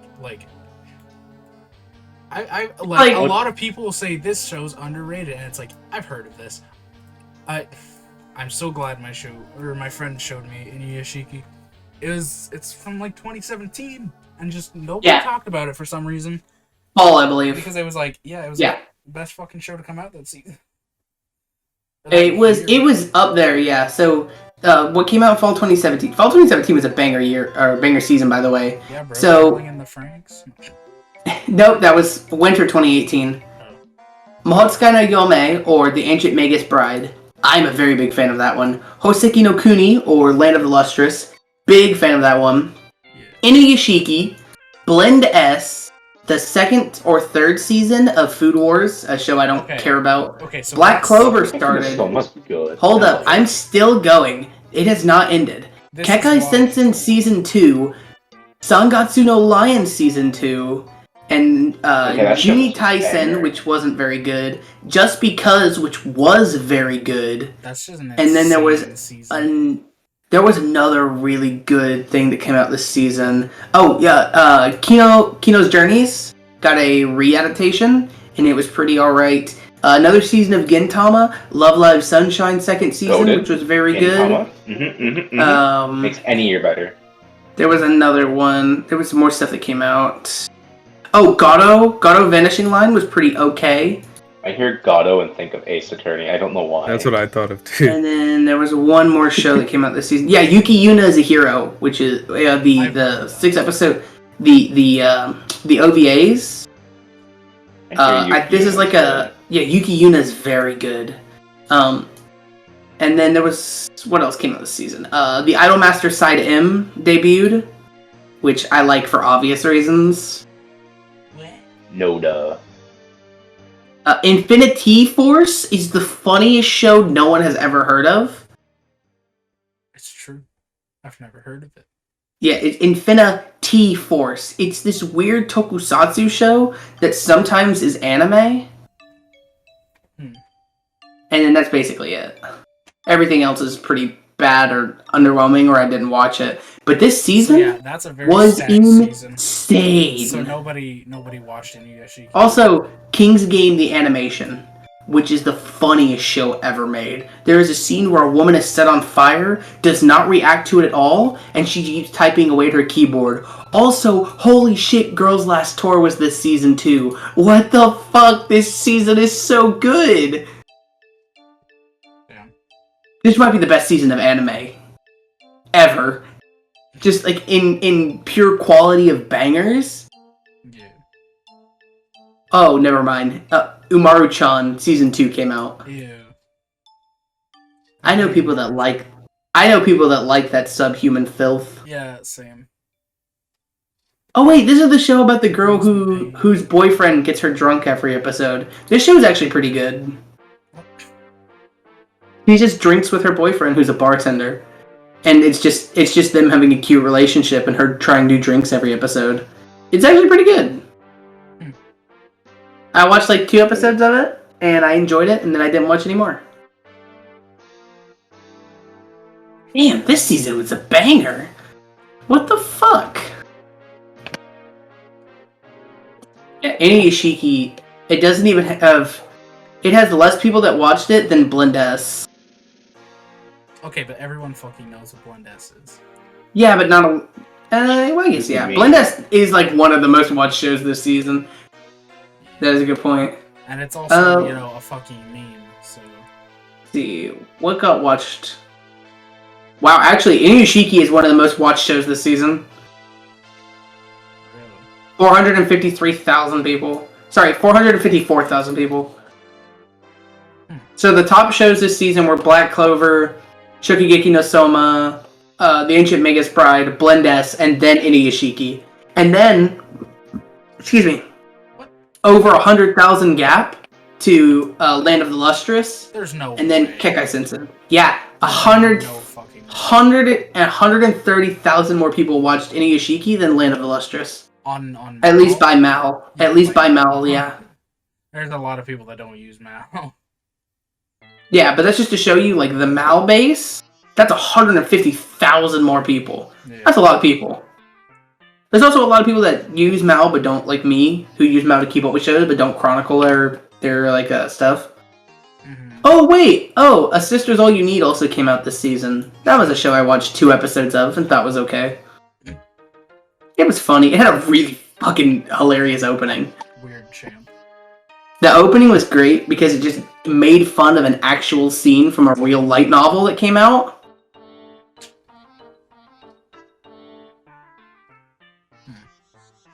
It was really funny. What came out the next season? Okay, yeah, the next season's also a banger. Why was anime so good for a little bit? Goddamn. Dude, I want to watch this Megalobox show now. Do it, it's good. It's very good. mech It's like box. my right I now. looked up what it's about, and I think I would like it. Yeah, it's like it's Real Steel, It's but a a bop. little less cool. Real Steel's such a good movie. No, it's not. I haven't not watched that movie since it came out. I remember that movie being amazing. I was probably also like 11. Yeah, fair. I should rewatch. I remember when I think about that movie though, I remember the cool scenes. Like the shadowboxing scene at the end. That's cool. I like the idea. I don't remember most of it. I don't know why. Oh, I remember like the boxing being dope. But when Megalobox is really good, in my opinion. In I'm my gonna end up opinion, watching it for sure. I It's don't only know. one opinion, season. That's And this Wait. might be a really hot take, but I think it's one of the best sports anime like to date. Yeah, it's up there with Ashita no Joe, the show Wait, that is it's a it 2 reboot seasons of. or is it 1? Okay, wait, Kamui. Did you say it was underrated? Hold on a minute. In my opinion, it is because not enough people actually talk about it. Not enough people talk about it. Dog, the fucking other, like a couple years ago, it was literally the fucking Megalobox Awards for the Crunchyroll Awards, which is literally. Wait, did Megalobox sweep the Crunchyroll Awards? Bullshit. Yeah. It took What was like it? What? 3 awards. No way. Hold up. Literally, Megalo. listen, Katru, nobody talks about that show. When Haikyuu exists, Slam Dunk, Kuroko no Basket, all that stuff exists, nobody talks about Megalobox. Not enough people I doing don't it. hear most of those shows be talked about. I only hear Haikyuu be talked about because of my old roommate. IQ was only talked about because it went on for 5 years and had like longer than that. It had like 5 seasons. That's the only reason people talk about it. Well, I mean, I've heard it's just like good, but like. Well, yeah, no, it's actually good too. Okay, hold up. So 2018's winners. I'm glad Girls Last Tour won something. If anything, I feel like it would have won the best sports anime or whatever. Let me check 2019 and see if it was in here.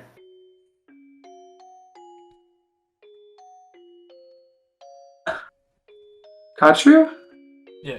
Are you sure Megalobox won any awards? I am very sure.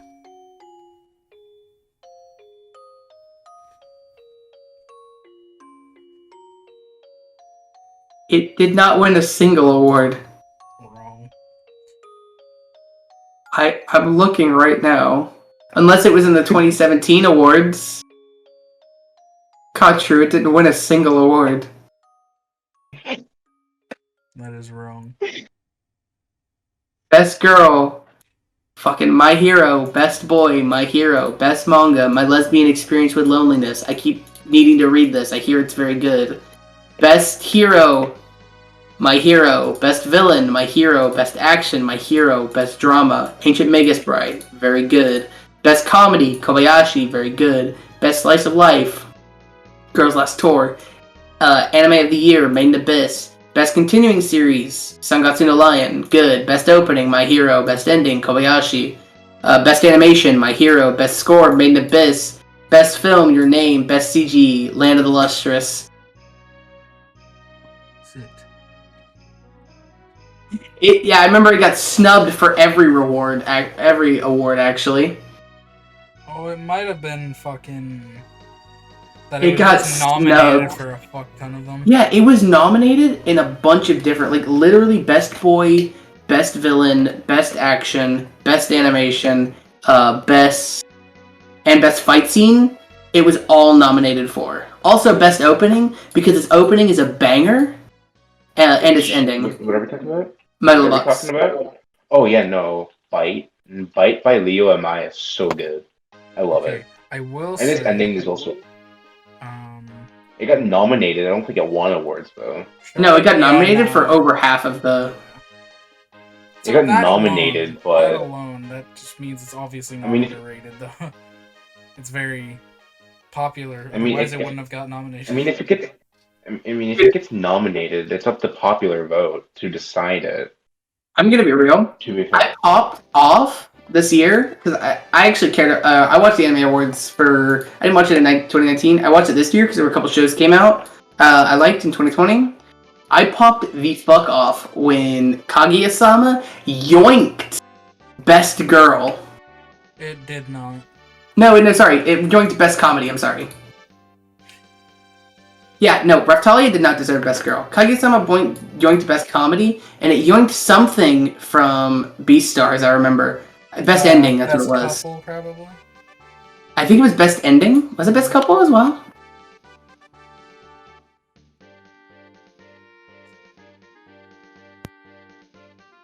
Best Couple, yeah. It yoinked Best Couple, I think.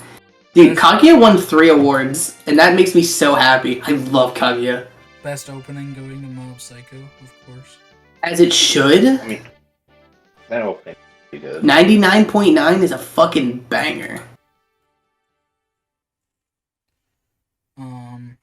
What was I gonna say? I'm surprised Demon Slayer only won, like, 3 awards. Yeah. Don't even think it should have won those 3, if I'm being completely honest. The only one I think it should have won was Best Animation, But that's No, Mob Psycho deserved that.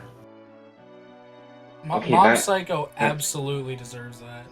Mob Psycho is consistently the prettiest thing ever. Then, okay, even then, it's still a contender for that category, and fans are still gonna vote for it because it's the most recent thing. At the time, Demon Slayer was Not true. airing in his Not place. true. What? You want to know who won Best Animation in 2017? The year Mob Psycho 100 came out? I'm in pain. Did you Hey. see? Yeah, Yuri on It's Ice. fucking Yuri on Ice. Garbage. Can we? Oh my god. Oh, Best Comedy though. Let's go, Sakamoto. Dude, shoutouts to 2018 being dog shit except for Anime of the Year. Oh yeah, dude. I was so ready for My Hero to win Anime of the Year when it got to it. I was like, all right, My Hero Awards. Yeah, because it always is. But then it was like Made in Abyss, and I was like, oh, fuck yeah. And I popped off because it wasn't My Hero, and I watched Made in Abyss. I popped off because Last it year? was Made in Abyss. I hadn't seen it until like last year. That show's amazing. Yeah, I've been reading the manga since the first season aired in 2018. Oh my god, it's so good. It's so fucked, and it's so terrible, but it's so good. Yeah, like it's the second anime to ever make me like have to pause during a scene because I'm just like I can't sit through. I had to stop reading the manga at one point because things just got like to the point where I was like, all right, yeah, I can't do this anymore. I picked it back up though because it's just so good. Yeah. Man, I forgot how bad 2018 was. The My Hero Awards. Yep. Did it just win everything? Yeah. It won it- best okay, girl, it- best boy, best hero, boy, best hero, villain, best villain, action, action, uh, best opening, and animation. Yeah. Okay, and I'm not gonna lie, anime. My Hero Academia has some. No, That it show didn't just win seems Best cringe to me. I'm not gonna lie. Yeah, it's That's not my good. first impression of it. Like I haven't watched any yet. But It's not worth Just- watching. a bunch of Also, like, it's- superheroes at a school. Is that what it is? It's the worst opening too. The Dragon Maid opening is better. Azora no Rhapsody is a banger. It's the second one. Peace sign. Oh, Peace Sign's good though. It's like Peace sign is a fucking terrible song. It hurts my ears to listen to. I hate his Okay, voice. It's the best My Hero opening. You know my what? opinion. If Opening one. The Day by I Pornography think- didn't exist, you'd be wrong. I'd be wrong. You'd be right. I mean, because Pornography is a banger band, and The Day slaps. I It think does. that's like the worst song I've heard by them. It's It might be their worst song, but it's better than all the other My Hero OPs. That is true. I mean, I still think Peace Sign's a good song. But, like, even the artist Yonezu Kenshi, I think it's one of his weaker songs. And I've listened to almost every song of his. They It's one keep. of his weaker ones, What are in my the? opinion. They keep getting rid of and adding all these new things every year. Dude, fuck 2019. Darling in the Franxx opening is horrible. It's so good. I love that song, and the visuals are great too. I love that song so much. It's It's so dude, bad. it's so good. Oh, I love that song. pain. It's so good. Kiss of Death is a banger. It's not. It beat fucking. Oh, what's it called? It beat the funny Sasageo song. No. Was that not? Oh, no, that's season 2, I think, right? It was yeah. No. It beat season 3. No, Right. it beat fucking. What's it called? The Kakaguri opening. Oh yeah, that's a shame actually. That song's so much Did better. Kakagururi get cucked out of everything because of that? Well, that was the only thing it was nominated for. Also, Best Girl, Mai Sakurajima. Let's go, Crunchyroll. You did something right. That's Bunny Girl Senpai, right? Mm-hmm. Yeah. That show's a banger. That show is a banger. Best protagonist, Rimuru. It should have been Sakata. Sakata's best boy, but I like Rimuru, so it's okay. Oh. Sakata's the main character from Bunny Girl. Right, yeah. That show, I've only watched it when calling, it came calling out. him a protagonist is kind of weird. Like, it's right, but it's kind of weird. I'd say What do you mean? best boy fits. But, Yeah, I'm gonna be real, he should have won both. Like, he's like the main character, but like a protagonist for... Yeah, I don't know. he's the protagonist. He's the linking story for all of these girls. Like, yeah. For all of their puberty I don't know. syndrome. I don't know. It's weird. The whole How did whole you just story is about him getting over his own puberty syndrome. That is the overarching narrative. What is puberty syndrome? Puberty syndrome is a series of supernatural events that are happening to people based on psychological trauma they've gone through in one way or another. Basically, it just animeifies growing up, especially growing up with trauma. The biggest one being our main character's sister Kaide. She's the last arc of the show, but her I'm not going to spoil her trauma or anything, but hers is the most direct. Yeah, this is about trauma. Yeah. What show was this again? Rascal does not dream of Bunny Girl Senpai. Great show. It's great. It's legitimately amazing. It's like, from what I've seen of the other show, it's like small Monogatari. Yeah, it's like if Monogatari was digestible. Yeah. And I like Monogatari. I've gotten 2 arcs in a year's worth of time. No, over Yeah, a it's year's hard. worth of time. It's hard to watch because I need to be like completely awake to watch it and also not doing stuff. Also, Bunny Girl Senpai it's enjoyable because people are written like people and not raving lunatics. I mean, I like Monogatari from what I've watched. I love Monogatari. Monogatari is great, but they're raving lunatics. Yeah, because they're fucking dog. They are They're vessels for supposed the to- themes of the story. That's it. They're not real people. That's the point. I get it, but it's still really hard to read. Yeah, fair. Oh wait, this is the 2021 list? What? I bet it sucks. I've not gone through this. Okay, anime. Okay, we'll go from the bottom up. Best protagonist. Oh shit! No way! Who won? Katarina Claes from My Next Life as a Villainess. I'm actually completely okay with that. That show bangs. She beat Hinata? From Haikyuu? No way. You know what, actually? This show has the greatest name of any show of all time, actually. Hold up. This show, they got nominated for Best Protagonist, which tells me anime was in a terrible place in 2021. The misfit of the misfit of Demon King Academy. History's strongest Demon King reincarnates and goes to school with his descendants. That's the title of an anime. She also beat Yuji. And then best antagonist, of course, the dude from Jujutsu Kaisen, Sukuna. Oh, him. Oh, Sukuna? Oh, him. They beat out Overhaul, which is dope.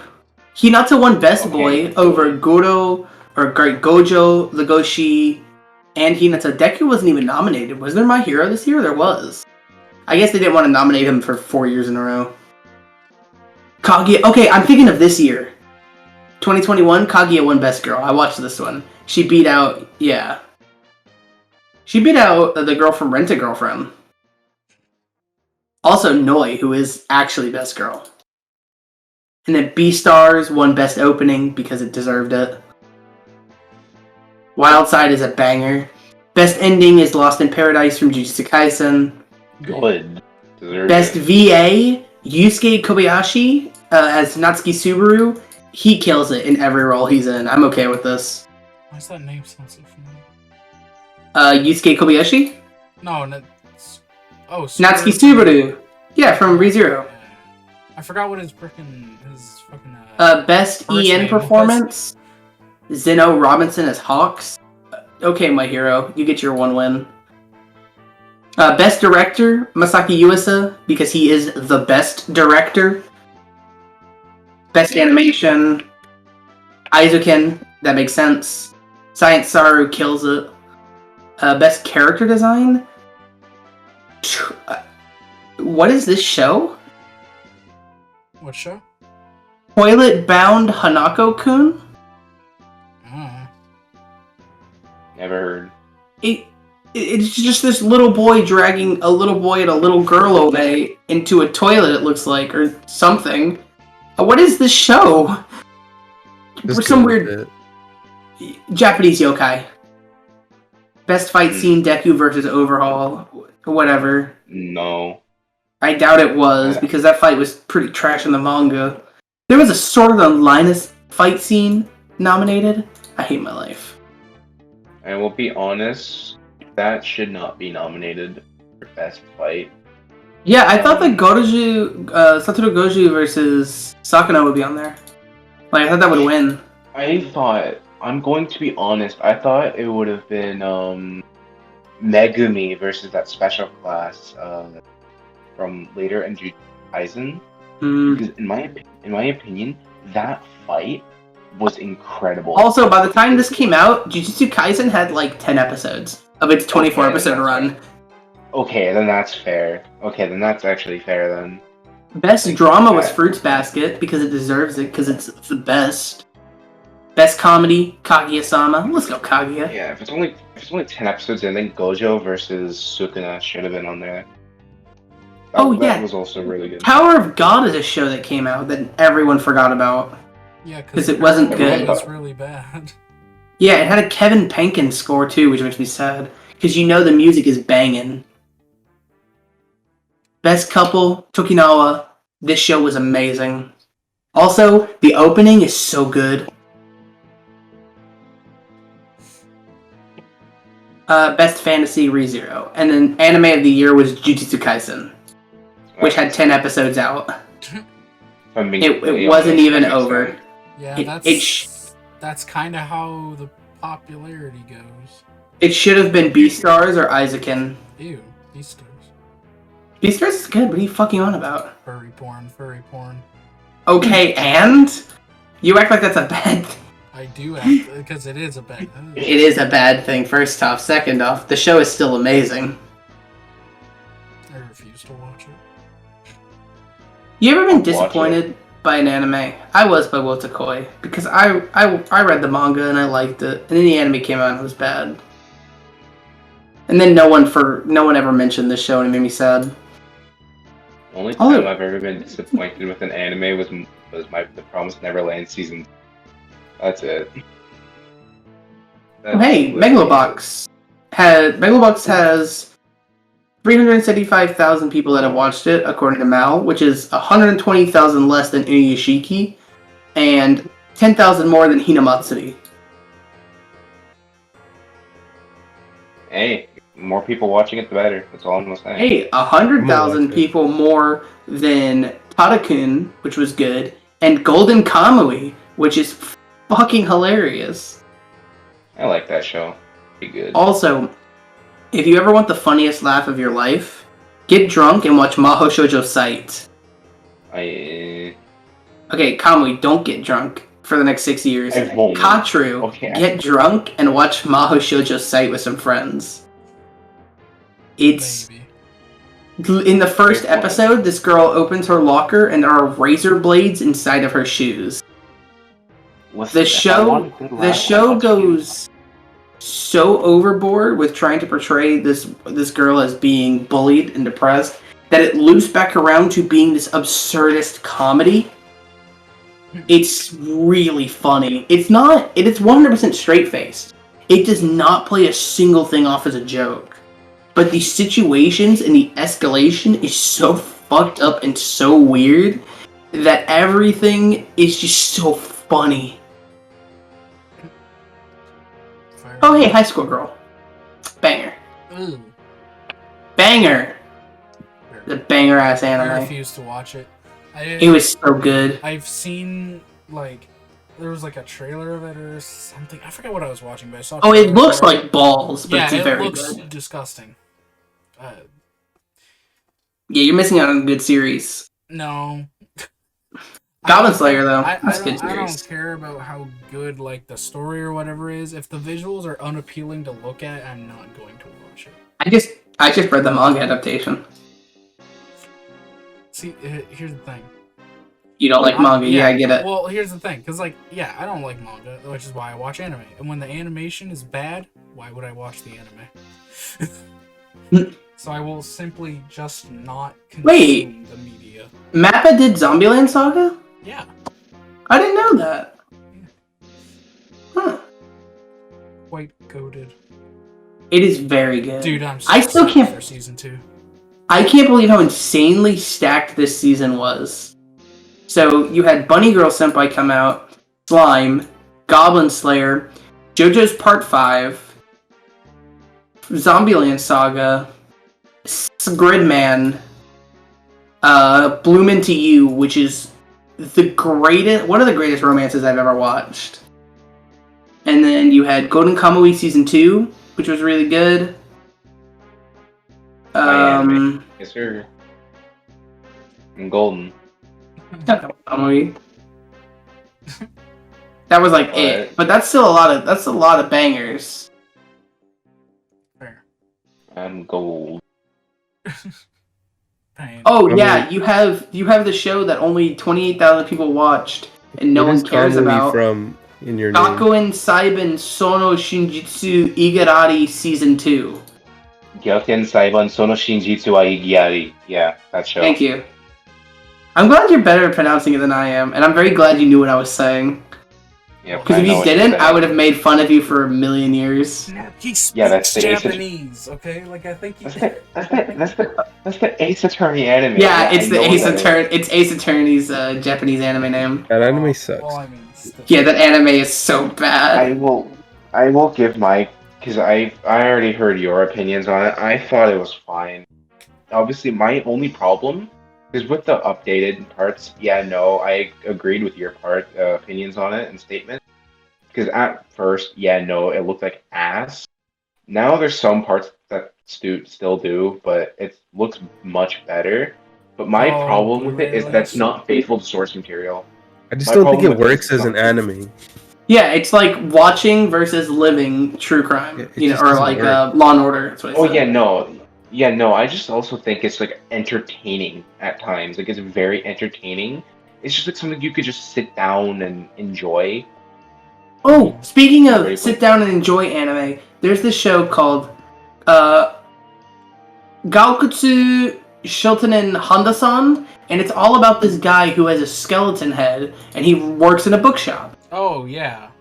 Honda-san, it's very good. It came out the same season as Zombieland, and I actually almost forgot about it because of how many good shows it came out. It's just this very funny, charming, like traditional Japanese, Japanese comedy. Like it's very Japanese and it's very funny. It's like Undertale, right? What? Sees skeleton. Immediate first thought is Undertale. Sands. I'm in pain. Dude, what happened at like late 2018, early 2019? Anime went crazy. So so that was fall 2018, right?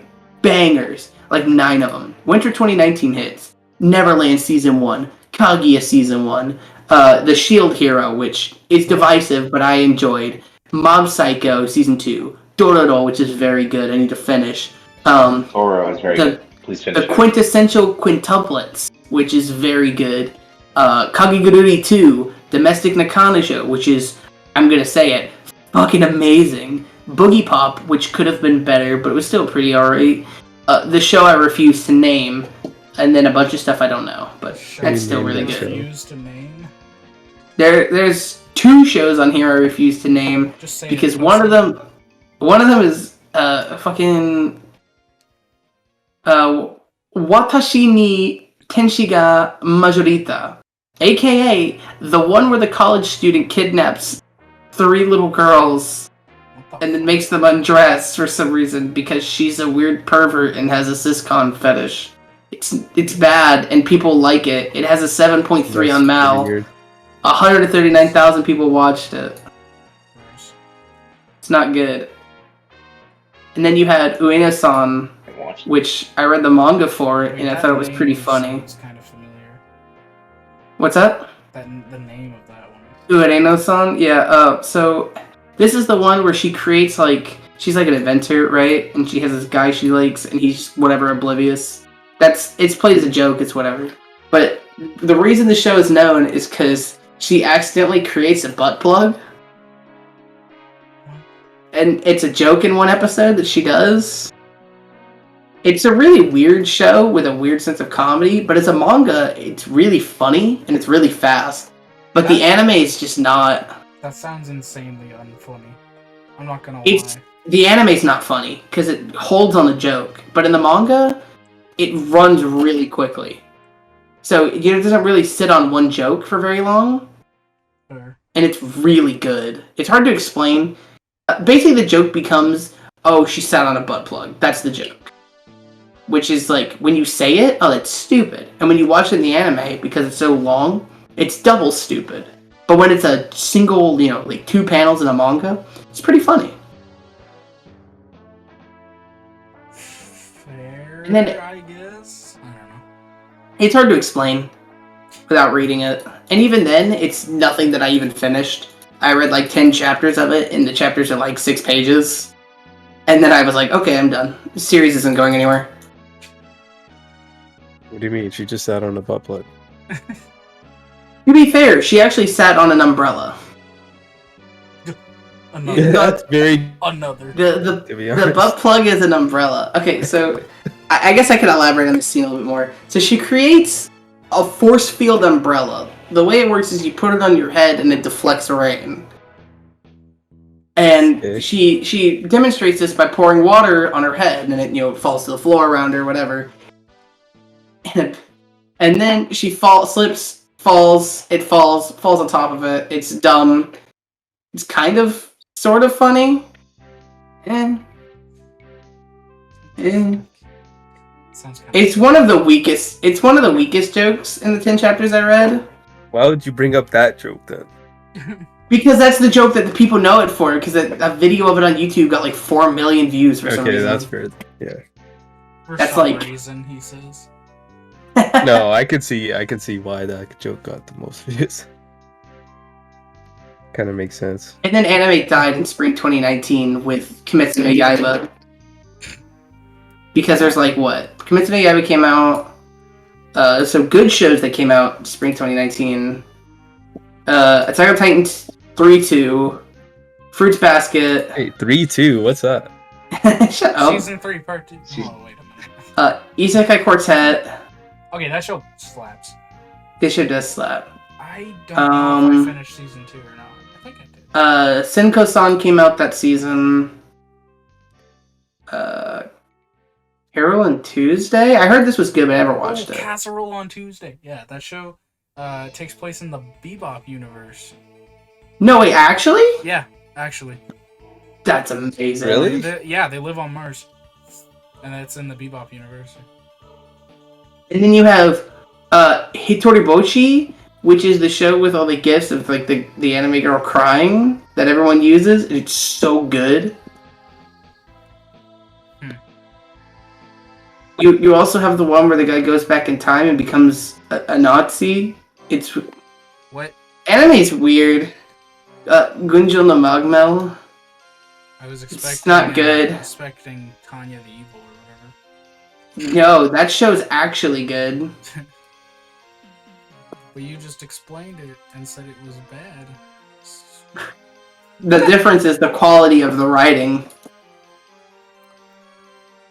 Yoju Senki's very good. Alright, boys, we're what, 3 hours in? You should probably pack it up. Wrap it up pretty soon. Almost 3.5. Yeah.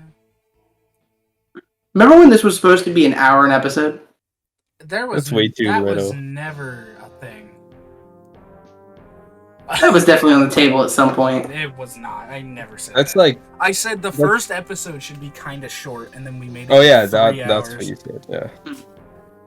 Oh, well, before we leave, I want to gush about one more anime. It's called Sonan Desu Ka.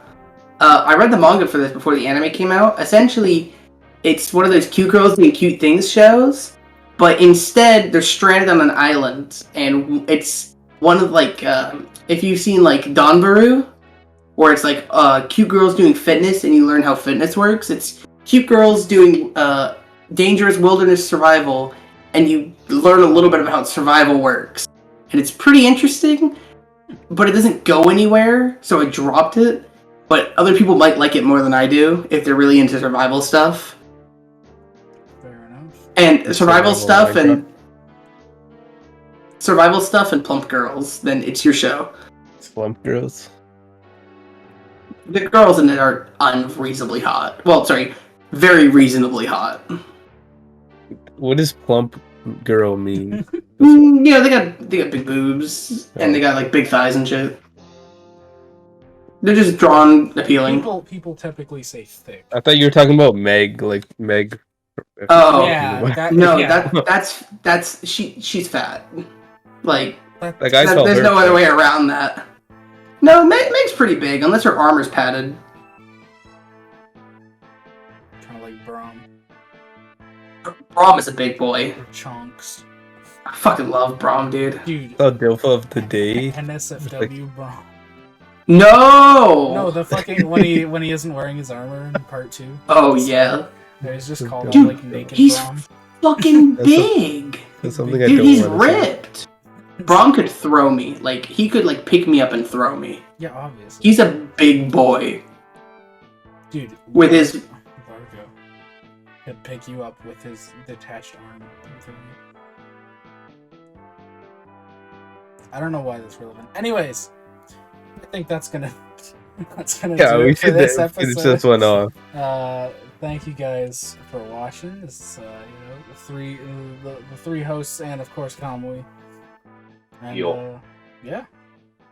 Thanks for watching. We'll see you guys next All week. 15 of... Or all 19 of Braum's strength can throw me.